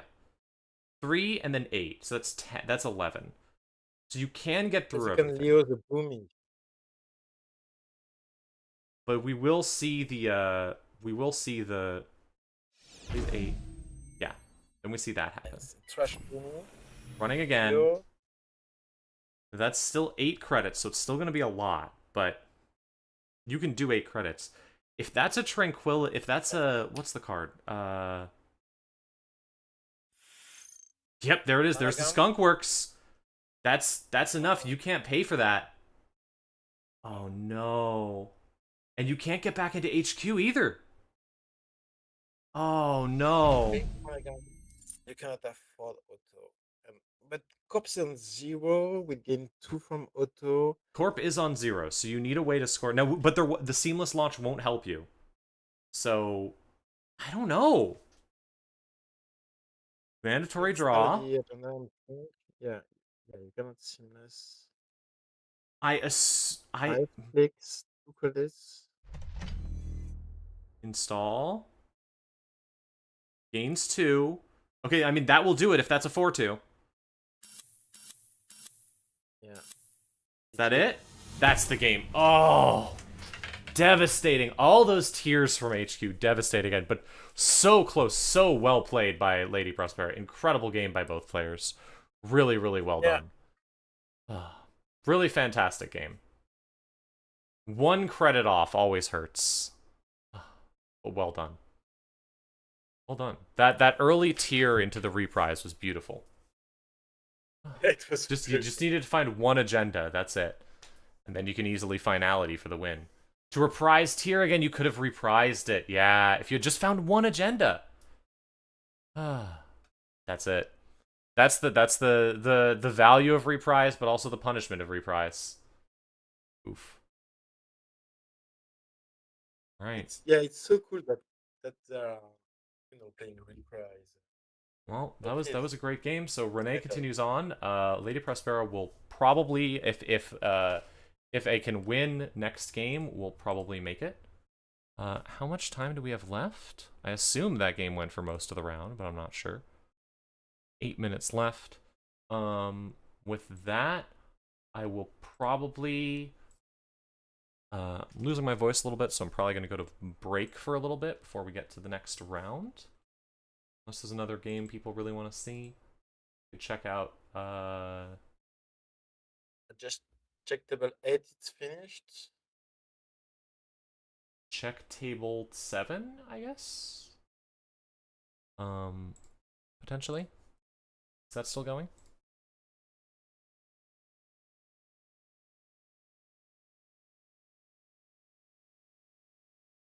Yeah.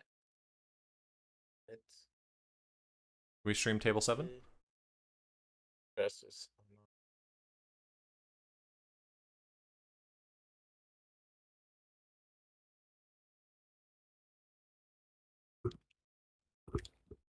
Asking 3 to 4, 2 Sisyphus protocol on the corp side. Oh Yeah, no. you can come in. Well, you all want to see something deeply, deeply disturbing? Let's go take a look at it. It's a Blink Sep deck. There's nothing more horrifying than 2-2 Sisyphus protocol scored. Sorry, I'll check this out. I will try and check table 9 when I can. I think it might have already finished, actually. Whew. Alright, Runner has a big rig up, but also 2 Sisyphus. Just running into a Natini with the 2 Sisyphus. And 6 credits. That's not good. You're about to... Well, you can take 6 damage, I guess. I think you have to take 6 damage, actually. Wait, you don't have any way to break this, do you? Stun ship to draw. Is this just game? Can you throw it? I think this is game. Because a teeny's going to be 3 damage. There's 3 points have been scored. Steel skin. No, it's not. You have the steel skin. There we go. Wow. Going to get in off of discarding your entire hand to damage. Every single card. That's scary. Yeah. 6 card. You can go through it twice. Losing price, raindrops, cut stone, and a bling. This is a really big Seb deck, much more than 45 cards. 47 in the heap and all the cards on the table. This is pushing like up high 50. Losing Botulus, Rising Tide, and like none of those cards really matter. I mean, you get in. Great time. It would be a great time to put some counters on Audrey. Now you just hope for that. Crash 2 cards for Sisyphus. I think it did, yeah. Yeah, 2 cards were trashed. Yes. Let's see what's in the heap real quick. Do we see a... We do not see a... Oh. Stealing another Sisyphus from R&D. Okay. Well, alright then. We do not see a Ashes in the trash. So the thing about this is that you have to be thinking about the fact that the Sisyphus fired, and it can't fire more than once per turn. So if you want to go check like archives or something, now is your chance to do it. But also, if that's, I don't know, an anemone or something, you just die. What's in archives right now? We can see there's Vampirenesses, there's Cloud Eater, there's... Oh, and we're going to go for the Eru on archives. If this isn't an enemy, that's game.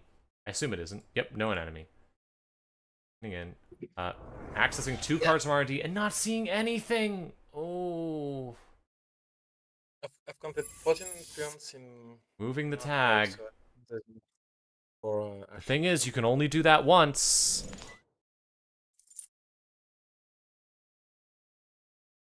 You can't do that multiple times.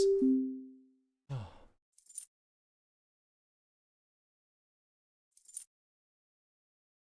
see.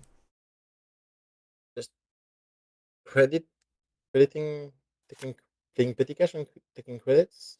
Just taking petty cash and then getting some money. Now, the problem is that the runner now can't go in there again. Just has no way to do it. Unless the runner can find a way to trash that ice, which... Let's see. Just getting money off of Red Riders. Do we have Devil Charms in archives? There's 1 Devil Charm in archives. That's it. Like, you need a way in. There's 1 Gourmand. There's a Gourmand. 2 Gourmands. One Devil Charm removed from game too, so that's one. One removed from game. So if you have a 3rd Devil Charm, you can potentially get in, but you need a 3rd one.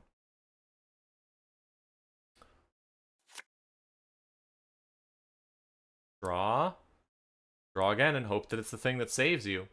A Devil Charm would potentially save you, although I think you might actually use it on archives with Eru. See more cards. Gemini in server 2? Could also use it on server 2 to just get in. But we're going to see a run on server 2. Okay. Technically, everything here can be broken. Yeah, Lockjam broken with 3 Botulus counters, Samaxamum. Samaxamum is just 1 credit. It's just a Spin Doctor. I assume that next up we'll just see a run on HQ.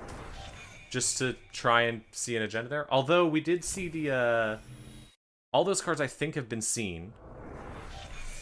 Ooh, that's scary, because like any ice that goes down now means you have less of a chance of getting in. Like if that goes down on R&D, you're in trouble. It goes down on HQ. If I was the corp right here, I'm just putting ice down on my servers because the runner cannot get in. Okay, is there a third Devil Charm? Is there a third trick? Because if so, you now have the chance to go into Archives. You can hit it through Eru, you can hit it through, and you can hit the Archives itself, and that could help a lot. But if you don't, I think the corp's just going to start putting up ice, and you're never getting in. All 3 Spin Doctors have been removed.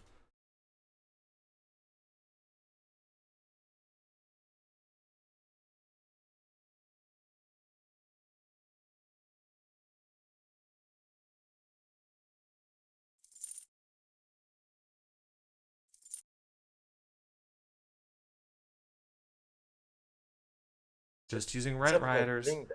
That's a ton of money, but what are you going to do with that money? You can't spend it on a teeny. Yeah. I mean, you can use it to get into that server if... Yeah, no, there it is. That's the problem. If there is another thing in that server, you just can't get in. You only have 1 chance remaining, and that's only if you have a Devil Charm. I don't know. This might just be it. Might be a full lockout.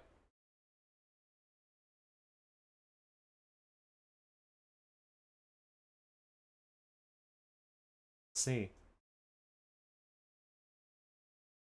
Now, if we see a card like a lot of cards that could get you out of here. Ashes obviously saves you. Devil Charm saves you because you can get in this turn. I'm not sure what else potentially does it. This deck doesn't look like it's running on any other icebreakers. Doesn't seem like. Yeah, I think Devil Charm, the Atini is the only out there. Yeah. You would need to get a lot more virus counters onto Audrey to start using it. That's time in the round. Queen of Free Lunch. Oh, time. Will 5 to 4. Another out. Is it an agenda in server 2? Wait a minute. Wait a minute. That's Silent Word wins on time. Because that's a 5-3. The Sisyphus is only that. Oh, wow. Okay. Yeah, if the Corp can't score 2 points here, then you win. It might have just been Silent Word was literally just waiting for time, like has dragged out the game. Oh, wow. That's... Oh, no. Losing on time like that feels awful. Oh. Wow, that's rough. Especially when you have that lockout set up. Still, I mean, that's the downside of playing Sisyphus Protocol. It just isn't worth points. It's only 2 points. Oh. That's game, though. GG. Oh. Yeah, I'm happy that this agenda has a downside. The significant one. It's a horrible thing. Seeing 2 scored Sisyphus Protocols is the worst thing you could see. Aside from seeing 3 scored Sisyphus Protocols. Yeah, Geostack died to... Lost to 2 Sisyphus earlier. Alright, so that is everyone. So next up, we now have 8 players guaranteed in, almost certainly. We have 21 points. Then at 18, we have 1, 2, 3, 4, 5, 6, 7, 8, 9, 10, 11, 12, 13-ish players, all competing to try and get the final slot. Man in the Moon, Prospera, Swide, and B. Kelly, or the King, Ice Cream College, Alpi, Cybershark, Arzon, Flora 42, Shaus, Toron, and Amarum. All of them competing. If any of them win their game, they will almost certainly be in it. There's a chance Prothesis could get in if things turn out really well and you get like a if depending on how things go, but I'm not sure about that. I won't guarantee it. Either way, excited to see the final round. We won't go to break because the final round just ended, so I think there might be 5 minutes till the next round, so I might do the quick break for that. Yeah, me too. Yep. I'll be back. Do a very quick break, but then we'll be back in just a second.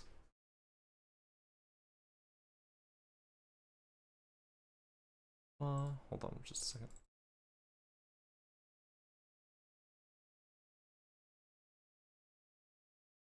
Yeah. See you in just a second for the final round.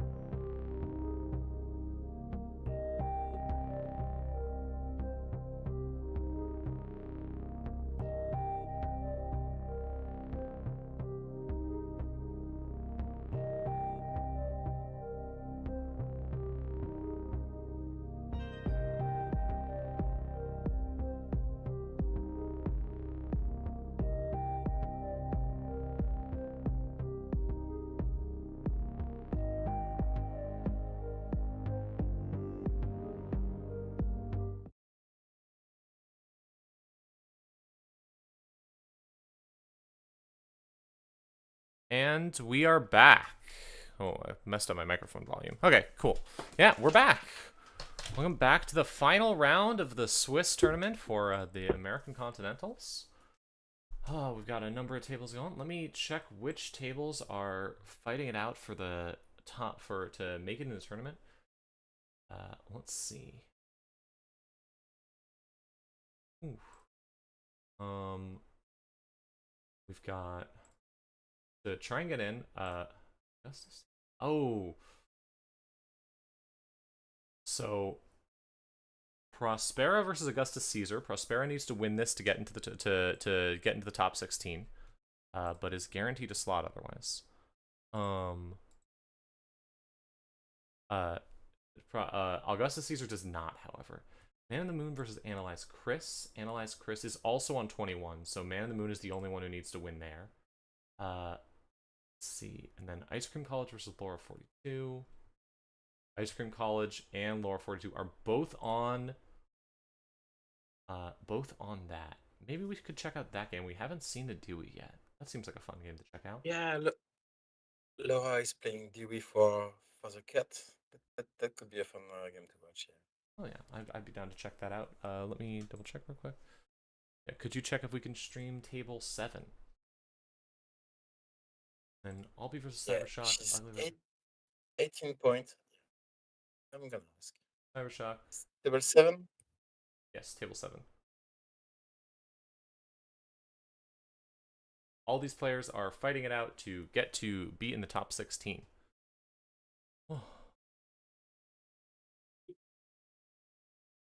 Oh, game has started. Yep. Can we go in? Can we watch? I'm asking. It's good. Come in. So it's Alco, not a Glacier matchup this time, which is probably some decent matchup for Dewey, which has already found a knick-knack and environmental testing. All right. Two coalescence, one on board, one in the hip. Seems like yeah, we've got for her. Alco. Yeah, getting the knick-knack down early is a really good start against this potentially. It lets you get some stuff. It's just, and she's on the rejig. I think we've seen it already. Rejigging the coalescence for money and testing counters. Gets you some money.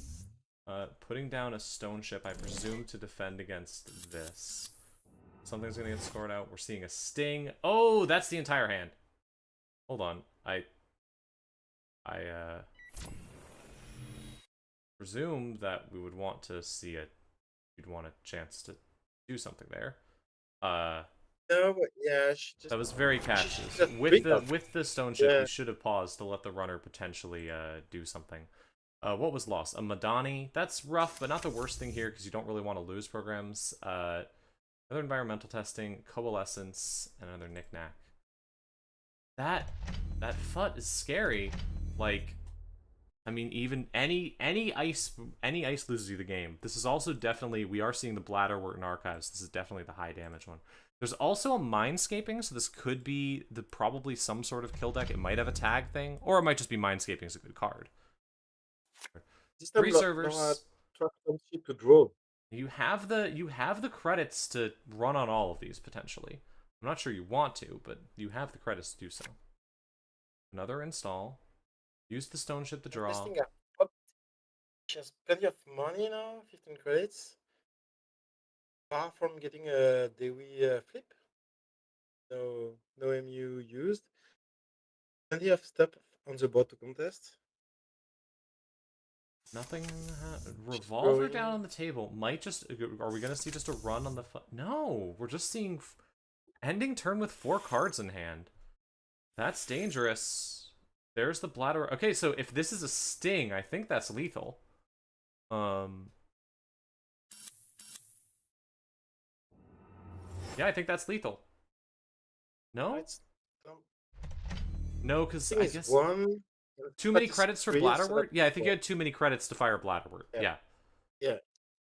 5 credits means you couldn't fire Bladderwort. Yeah, never mind. That's the only reason the runner didn't die there. Jeez. Losing the Physarum is rough, because you could have used it there, as is the Euler. You have the Simulchip. This to potentially get you a card back. But once again, just drawing up. You're usually not too sad to have Physarum in the hip. That's true with this. I wonder if you run on the FUT just to get in, see it, and trash it, because you could potentially you can Simulchip out the Physarum. Like you lose the Fermenter, but you have 12 credits. Like you just need to get in there and do something about it. I wonder. Right now, the Alco is just rocketing off, which is the one thing you don't want Alco to do, because it's really good at that.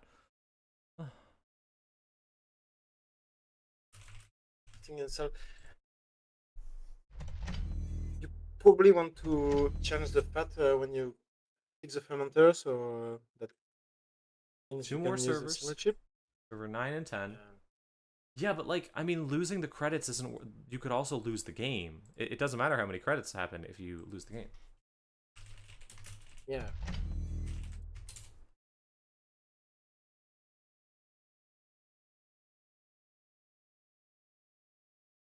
See though, that's a But lot against more Oppo, you servers really have to now. assess what the corp is threatening. You're going to die or not, and it's not so much about kill combos. Often it's just taxing cards and credits. True, but you have to be scary of those kill combos with 3 counters on FUT. Also, 2 cards in You have archives. to, This yeah. could just be an instant Yeah. regenesis. Like, the corp has a lot of options here, and all of them are scary. But you also have some good options here. You just have to figure out what to do. Yeah.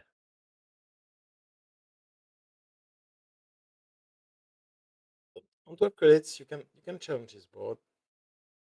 Option 7, so maybe you don't have to maybe ignore this bladder ward. Probably fat and court has to go away.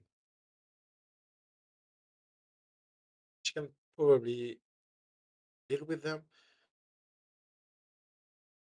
If Laura has Muse, I think you have to get rid of the FUT. Yeah. and Filler MU, or Azimat would be even better. Getting... Okay, Commander, Muse, use that to get a Physarum, maybe. Because if you get the Physarum with Muse, you can put it on server 1. Azimat. No, getting a SMC. Okay, that makes sense too. Either way, this will give you the ability to trash the Muse with the with Knick-Knack, which is another card draw. You can also get the Dewey trigger. An enemy. Ooh, that hurts. What did we lose? We lost Muse. We lost Kusha. Huh. Okay, just gonna break that.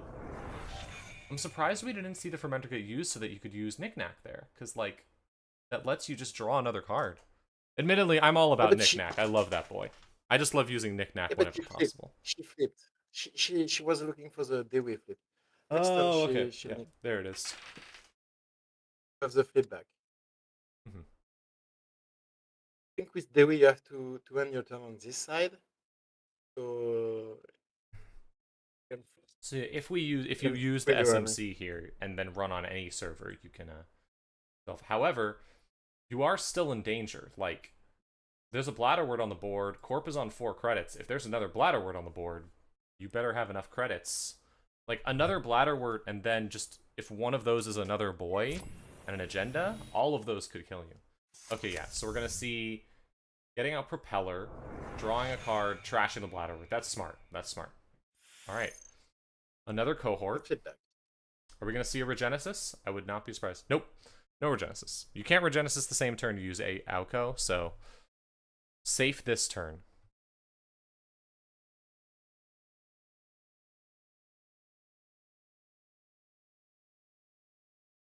Oh, so maybe next turn you Knick-Knack chip for SMC.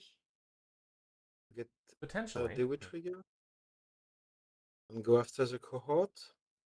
If you ran with the Knick-Knack, yeah, you could run on the Knick-Knack, blow up the Muse, get SMC back, and then trigger Dewey on that, and then use SMC to do it again. Which would be pretty useful, actually. Ritual draws 3 cards. Sure Gamble gets money. Making a run. Yep, blowing up the Muse. Seeing a white space. You have the credits to just pay through this, potentially. It might be worth it to try and do the shenanigans and just pay through it. I'm not sure. Yep, looks like we're going to see it. So, trashing that. Could also see... Okay, another Muse, and then are we going to see a Coalescence, maybe? No, we're going to see the Physarum to deal with the white space. Okay, interesting. I mean, But still getting a Dewey flip. yeah. But also, like, white space is 3 to get through, and now you're paying 2, so... Yeah, Alright. 2 yeah. counters, throwing more cards into archives. Oh boy. Doing a good job staying alive and getting Dewey flips, but you also have to win the game. Curious how that's going to work. Like, what are you going to do here? Petty cash is great.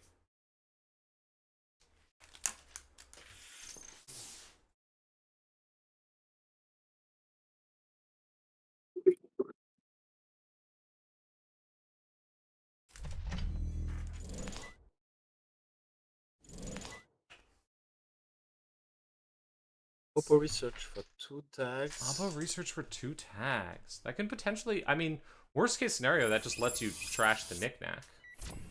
She just can afford it. Running again, bypassing that, trashing the thing. News. Stealing Regenesis! That's a good steal. It also means there's definitely something in archives if you want to be really bold. I mean, it'll probably just get spin doctored, but you could go for it. And then playing the Coalescence. Okay. It doesn't. Hey, finding the Regenesis is really good. Assuming that server 8 and 9 aren't also Regenesises. Just thinking. Has to discard 1 card to hand size. Already Oh, gone yeah. through 21 cards of the deck. Wow. That's Alco. Yeah. Shipper is drawing, but yeah, Alco is trashing.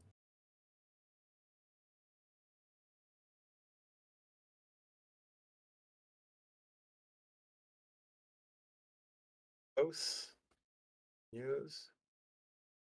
We have 2 Simul chip and 2 Muse in archives. In hip. 1 ritual, 2 Ejig, 1 Kushuk. R&D is down to 11 cards. Alco can just deck itself. Yeah, that's what the ID does sometimes. Only on 2 points. And yeah. 10 cards. 1 more ice. You do have most of a full breaker suite here, so that's livable. Another boy, and something in server 11 that costs 3 to break. No. 11 face down in archives. I bet there's some moon pools also on the board. Yep. Pinhole threading to get rid of the FUT. Smart. Great play. Blowing up. Yeah. Did we use? No? Huh. Not using the... Oh, I guess you're full on influence, so you don't want to use the, you don't want to flip, you don't want to blow up the Coalescence. Using Alco again, R&D now down to 5 cards. Advancing what's in server 1, giving the runner 2 tags. What's in server 1? What could be advanced? I mean, it has to be an agenda, right? I guess. On 5 credits. You can run. I assume it's a the sting? And it's just an attempt to kill the runner? Remove 2 tags. Now has no credits. Running on archives. Hoping to, I presume, taking 2 damage. Hoping to, I presume, force out a moon pool or anything else. Yeah. Will we Also see a boy get rezzed? How many boys are in the trash? Back, all 3 boys are in the trash.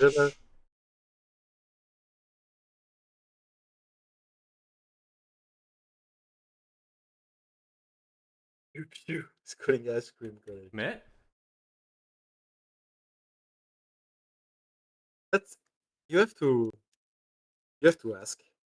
Yep. I've seen many runners forcing spin shuffle and then jacking out, which is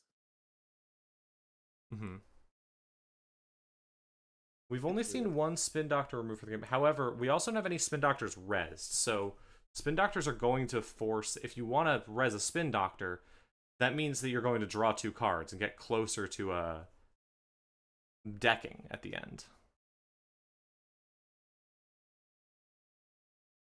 Laura thinking about accessing archives and fuck it, let's commit. She's saying. See.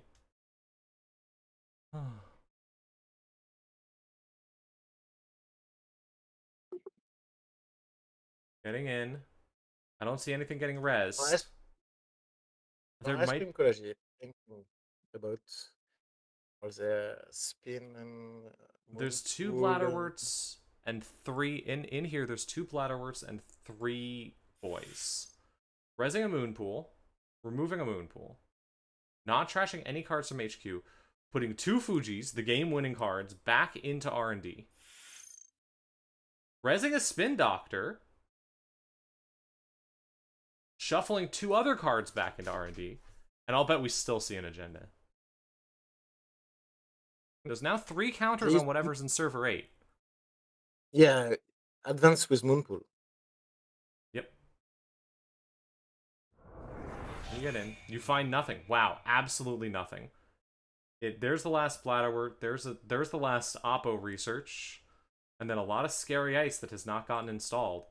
7 cards in R&D. Now the question is, do you check server 8? Because if that is a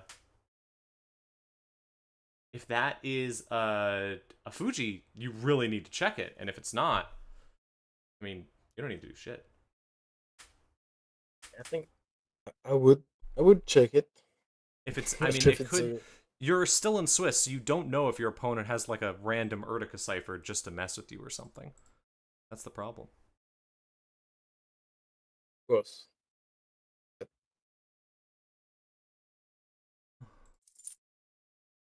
You can let it go to drops only on 2 points and 7 cards in R&D. You can just taking a credit. Play for the meal. Yeah. She had a flip on archive. Did we flip?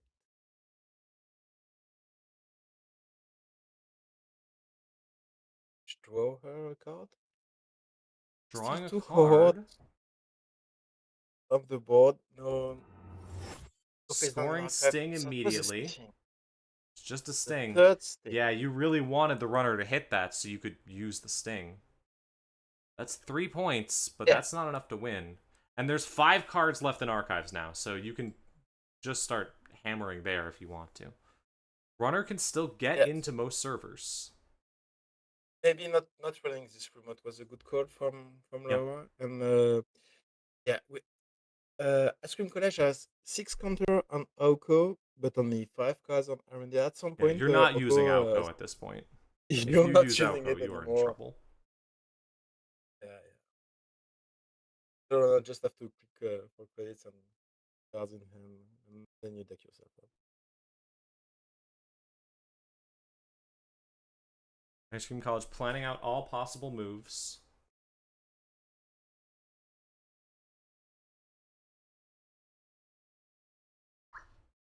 Trying to find the way to make this work. 12 turn,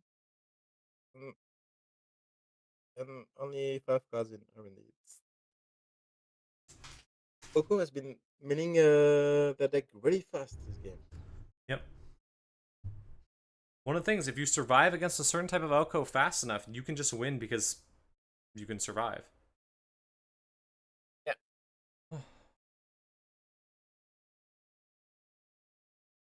I think that's what Laura just trust the cohort. Right. Mindscaping. Draw 2 cards. Add 1 card from HQ to the top of R&D. Presumably just trying to stop the runner from winning based on a random R&D run. Blocking up archives in hopes that the runner just can't get into archives. You can safely put some agendas in there, I presume. Stalling in server 11. That costs 2 to get into. And then we still don't know what's in server 1. A Regenesis Fuji does win the game here. Corp is still acting. What are we going to see? What can get rezzed? Like, I don't know if there's anything that you res at the end of your turn.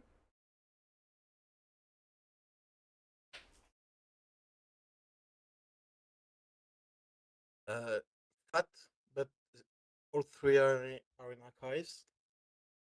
Yeah, all 3 FUTs are in archives. Yeah. It could be a spin doctor, maybe? But no, all of those you would want to leave until the runner's turn. I'm not sure what the thought is here. Oh no, wait, Laura's thinking. My bad. Yeah. I thought the corp was taking a credit. You have to be the only real threat the corp poses here is Regenesis Fuji, I think. Yeah. Probably you just click for 3 on server 11. Well, the question is, could server 1 also be it? Because if that is if server 1 is a Regenesis, that could also kill you. Yeah. You don't know what that ice is, and it could be really, really bad. It could mess you up. It's probably a moon pool, though, isn't it?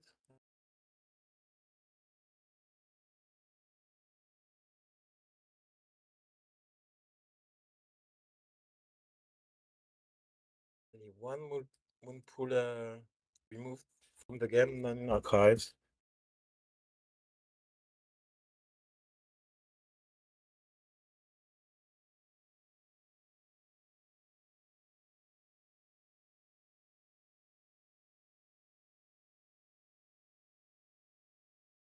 $18 minutes left in the round. Plenty of time to think about this. We also don't know what Laura has in hand.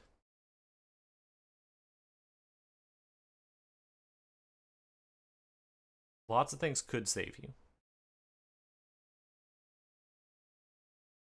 Madani, 2 in archives. Even just like a Coalescence is pretty good here, because that's money. Running on hand. Interesting. Trashing, using Knickknack to trash the Physarum. So just not even going to go for that server? Ignoring server 11? Huh. I'm kind of shocked at that. I assume it might be saying, okay, that's 2 points. So I assume that what Laura is saying here is that server's a bluff. That's not a food. That's not a Regenesis.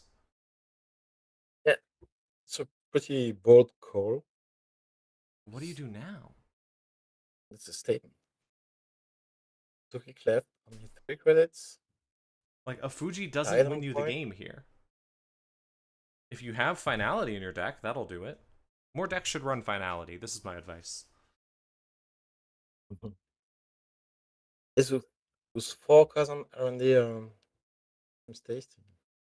4 cards. Nope, there's just 4 cards in R&D.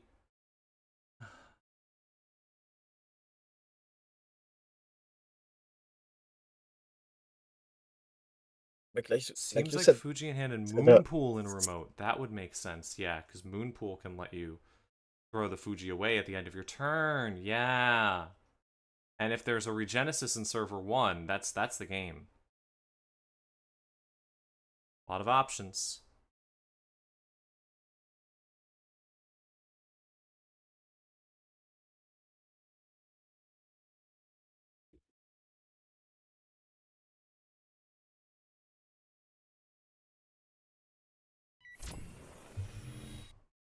Running on HQ again. To disrupt Finds a Moonpool. Okay, you officially cannot win from running on HQ.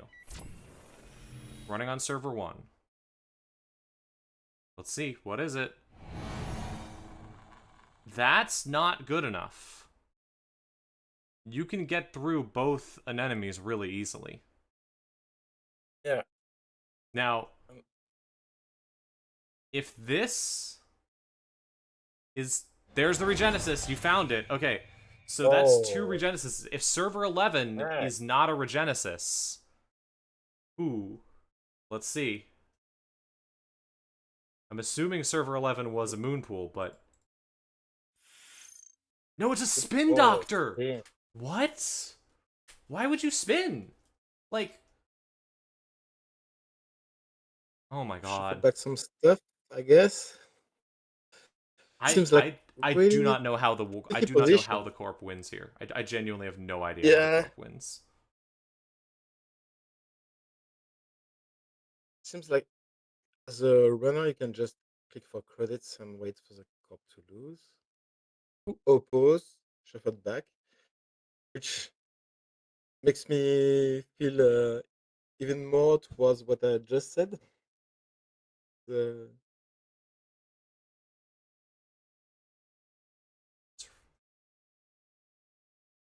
one credit, just draw cars, make money, run R&D.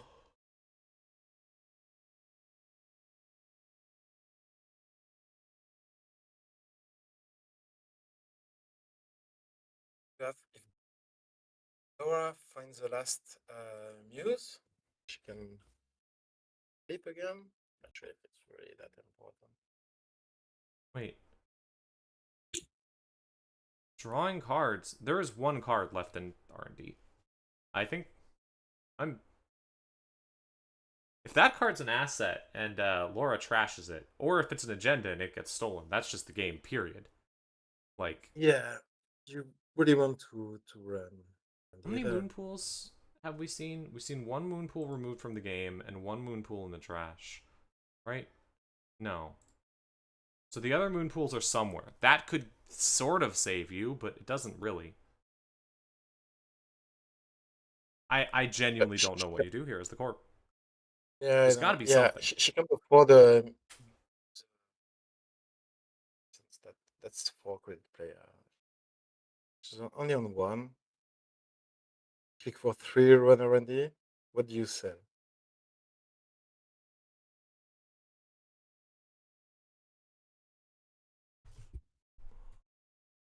Yeah, but the only things you can you moonpool? Hold on. Moonpool can only get back agendas, right? No. Oh, it can do You anything? can shuffle back anything, but there's no face down. Yeah, okay, you could do it. But no, there's 4 face down cards in archives. So Moonpool could do it. Oh yeah, Um here's one. there's a Moonpool. Not trashing any cards. See how they run advancing something. Scoring out a serum. Okay. Trash any number of cards. Shuffle up the 3 cards from archives and R&D. Deck is back up. There you go. Okay. That does it, and now you are on 5 points. Wow. Getting back Hansai 6 Review cards in Mindscaping to make sure the runner can't Wow. score. How many points is that? So that's... Right. Checking R&D. That's... oh, well, yeah. Nope, that's how it goes. Oh, well. Well played, Laura. Yeah, I mean, that's the thing about playing so dangerously. Like you said, the top could just be a Fuji. Congratulations to Not Again in chat. You were right. You win the prize. All right. Well, congrats to Laura for making the top cut. Let's see who else is potentially going to be getting in. So congrats to Laura. Congrats to Man in the Moon also making it. Albie not. Prospero unfortunately knocked out. Augustus Caesar was already in. Alpi making it. Cybershark. I don't remember if Cybershark was at 21 or not. Glad to see a Dewey in the top cut. Yeah, she missed it by she was 17th in Montreal. So happy with it. And Alpi is often a bubble player. I'm happy he made the top cut this time. Toron also in the top cut. Often seen him on the bubble. Congrats, Alexander. Can you check if we can stream table 10? Sure. Both those players are also fighting to make it. Which time is left? Table 10, which is... I asked for 6 minutes. They call the table the World Champ. It's a Rotom Appliance against Ruzen. Mm-hmm. Yeah, Rotom Appliance or Sarazan. Yeah, two World Champions, Aruzan Yeah. this year, Rotom. Back in the days, in FFG days, I can't remember when. But always on HB. I wasn't saying is it will be over in a moment. I think you can come. But I'm say sure. But we're going to. Well, I I'll go was check. only on 3 points. So probably Rotom has the win in the remote. Yeah. We'll go take a Like look it. anyways, even if the game's almost over. We can watch the end of it. Three send a message. Well, Never mind. yeah, That was the end of it. Well, congrats to Rotom Appliance. Well done. we have a nice U Shipper U from the co-op. Five ice on R&D, 6 on the remotes. Looked like an absolutely disgusting game, even if we only got a brief glimpse at it. And Yeah. then first go.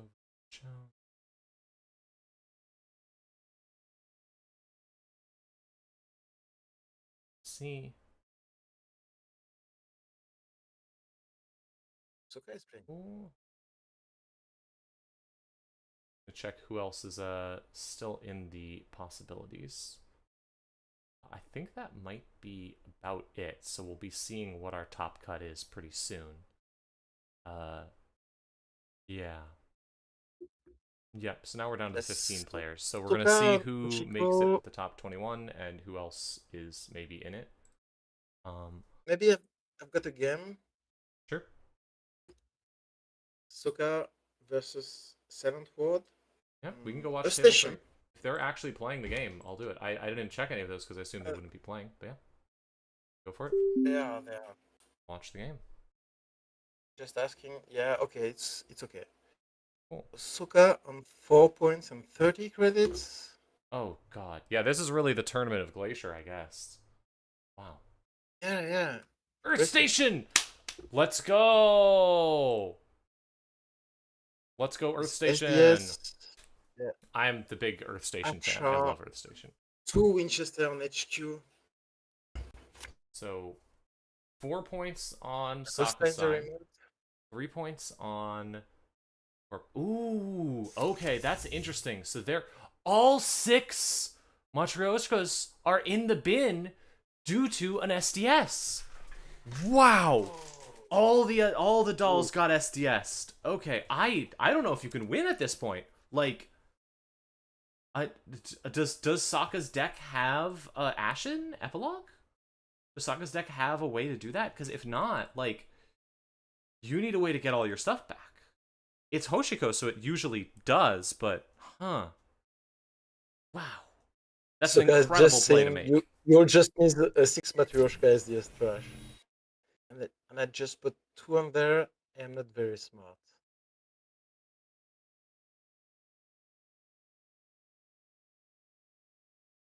Calling the ice is running a hammer. Running on R&D. Now, you can run on R&D, and I think Saka's just desperate to get in. So, we have Logjam, which Saka can break, and we have Mask, which Saka can break, and has the money for. This, Saka potentially can't break. If it's a hammer, that's not the worst thing in the world, because, if it's a hammer, that's not the worst thing in the world, because hammer, you can just break the trash of program. You don't really mind if you lose hardware. Although, is it hardware or resource? I don't remember. Yeah. What's the text on hammer? It's a hardware or resource, exactly. Okay, so, losing it is a hammer. So now the question here is oh, interesting. Okay. So now here's the question. Yeah, okay. So Saka is choosing to go all out here. Not going to break that. Going to let the rest of this fire.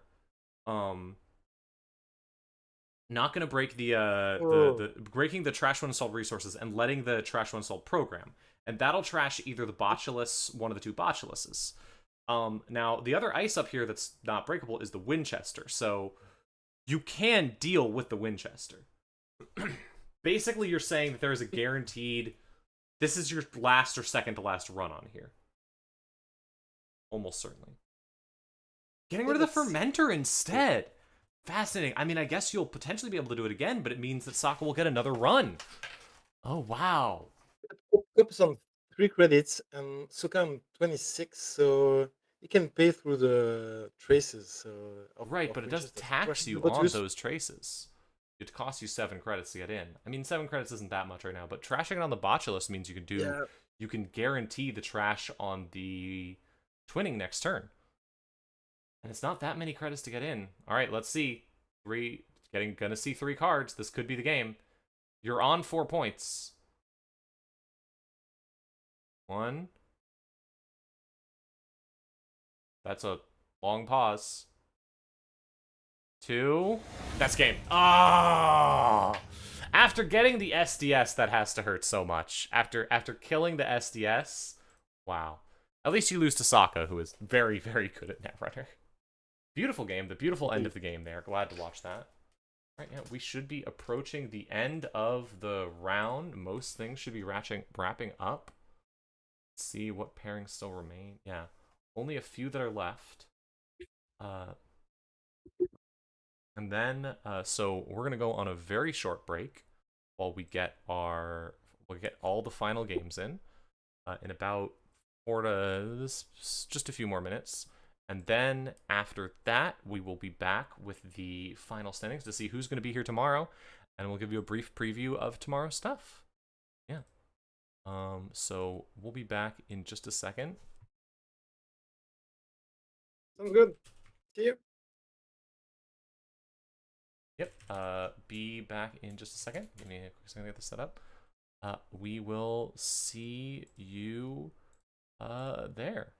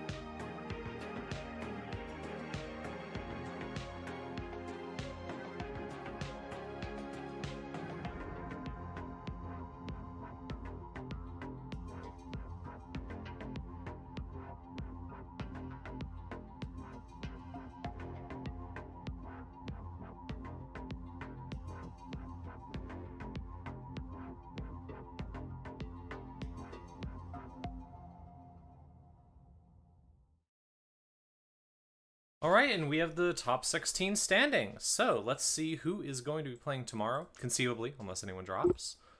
Let's take a look. So, winner of Swiss, we have Saka, who by playing that last round got 25 points, by far the winner. Congratulations. 13 wins, 13 and 12, 25. That's 2 points off of full. Well, 30 points would be perfect, right? Still really good. Yeah. Augustus Caesar, Dav 131, Experimental Data Core, well done, well done. Not Again, Nugent Love, Rene Reed, congratulations, we saw that game.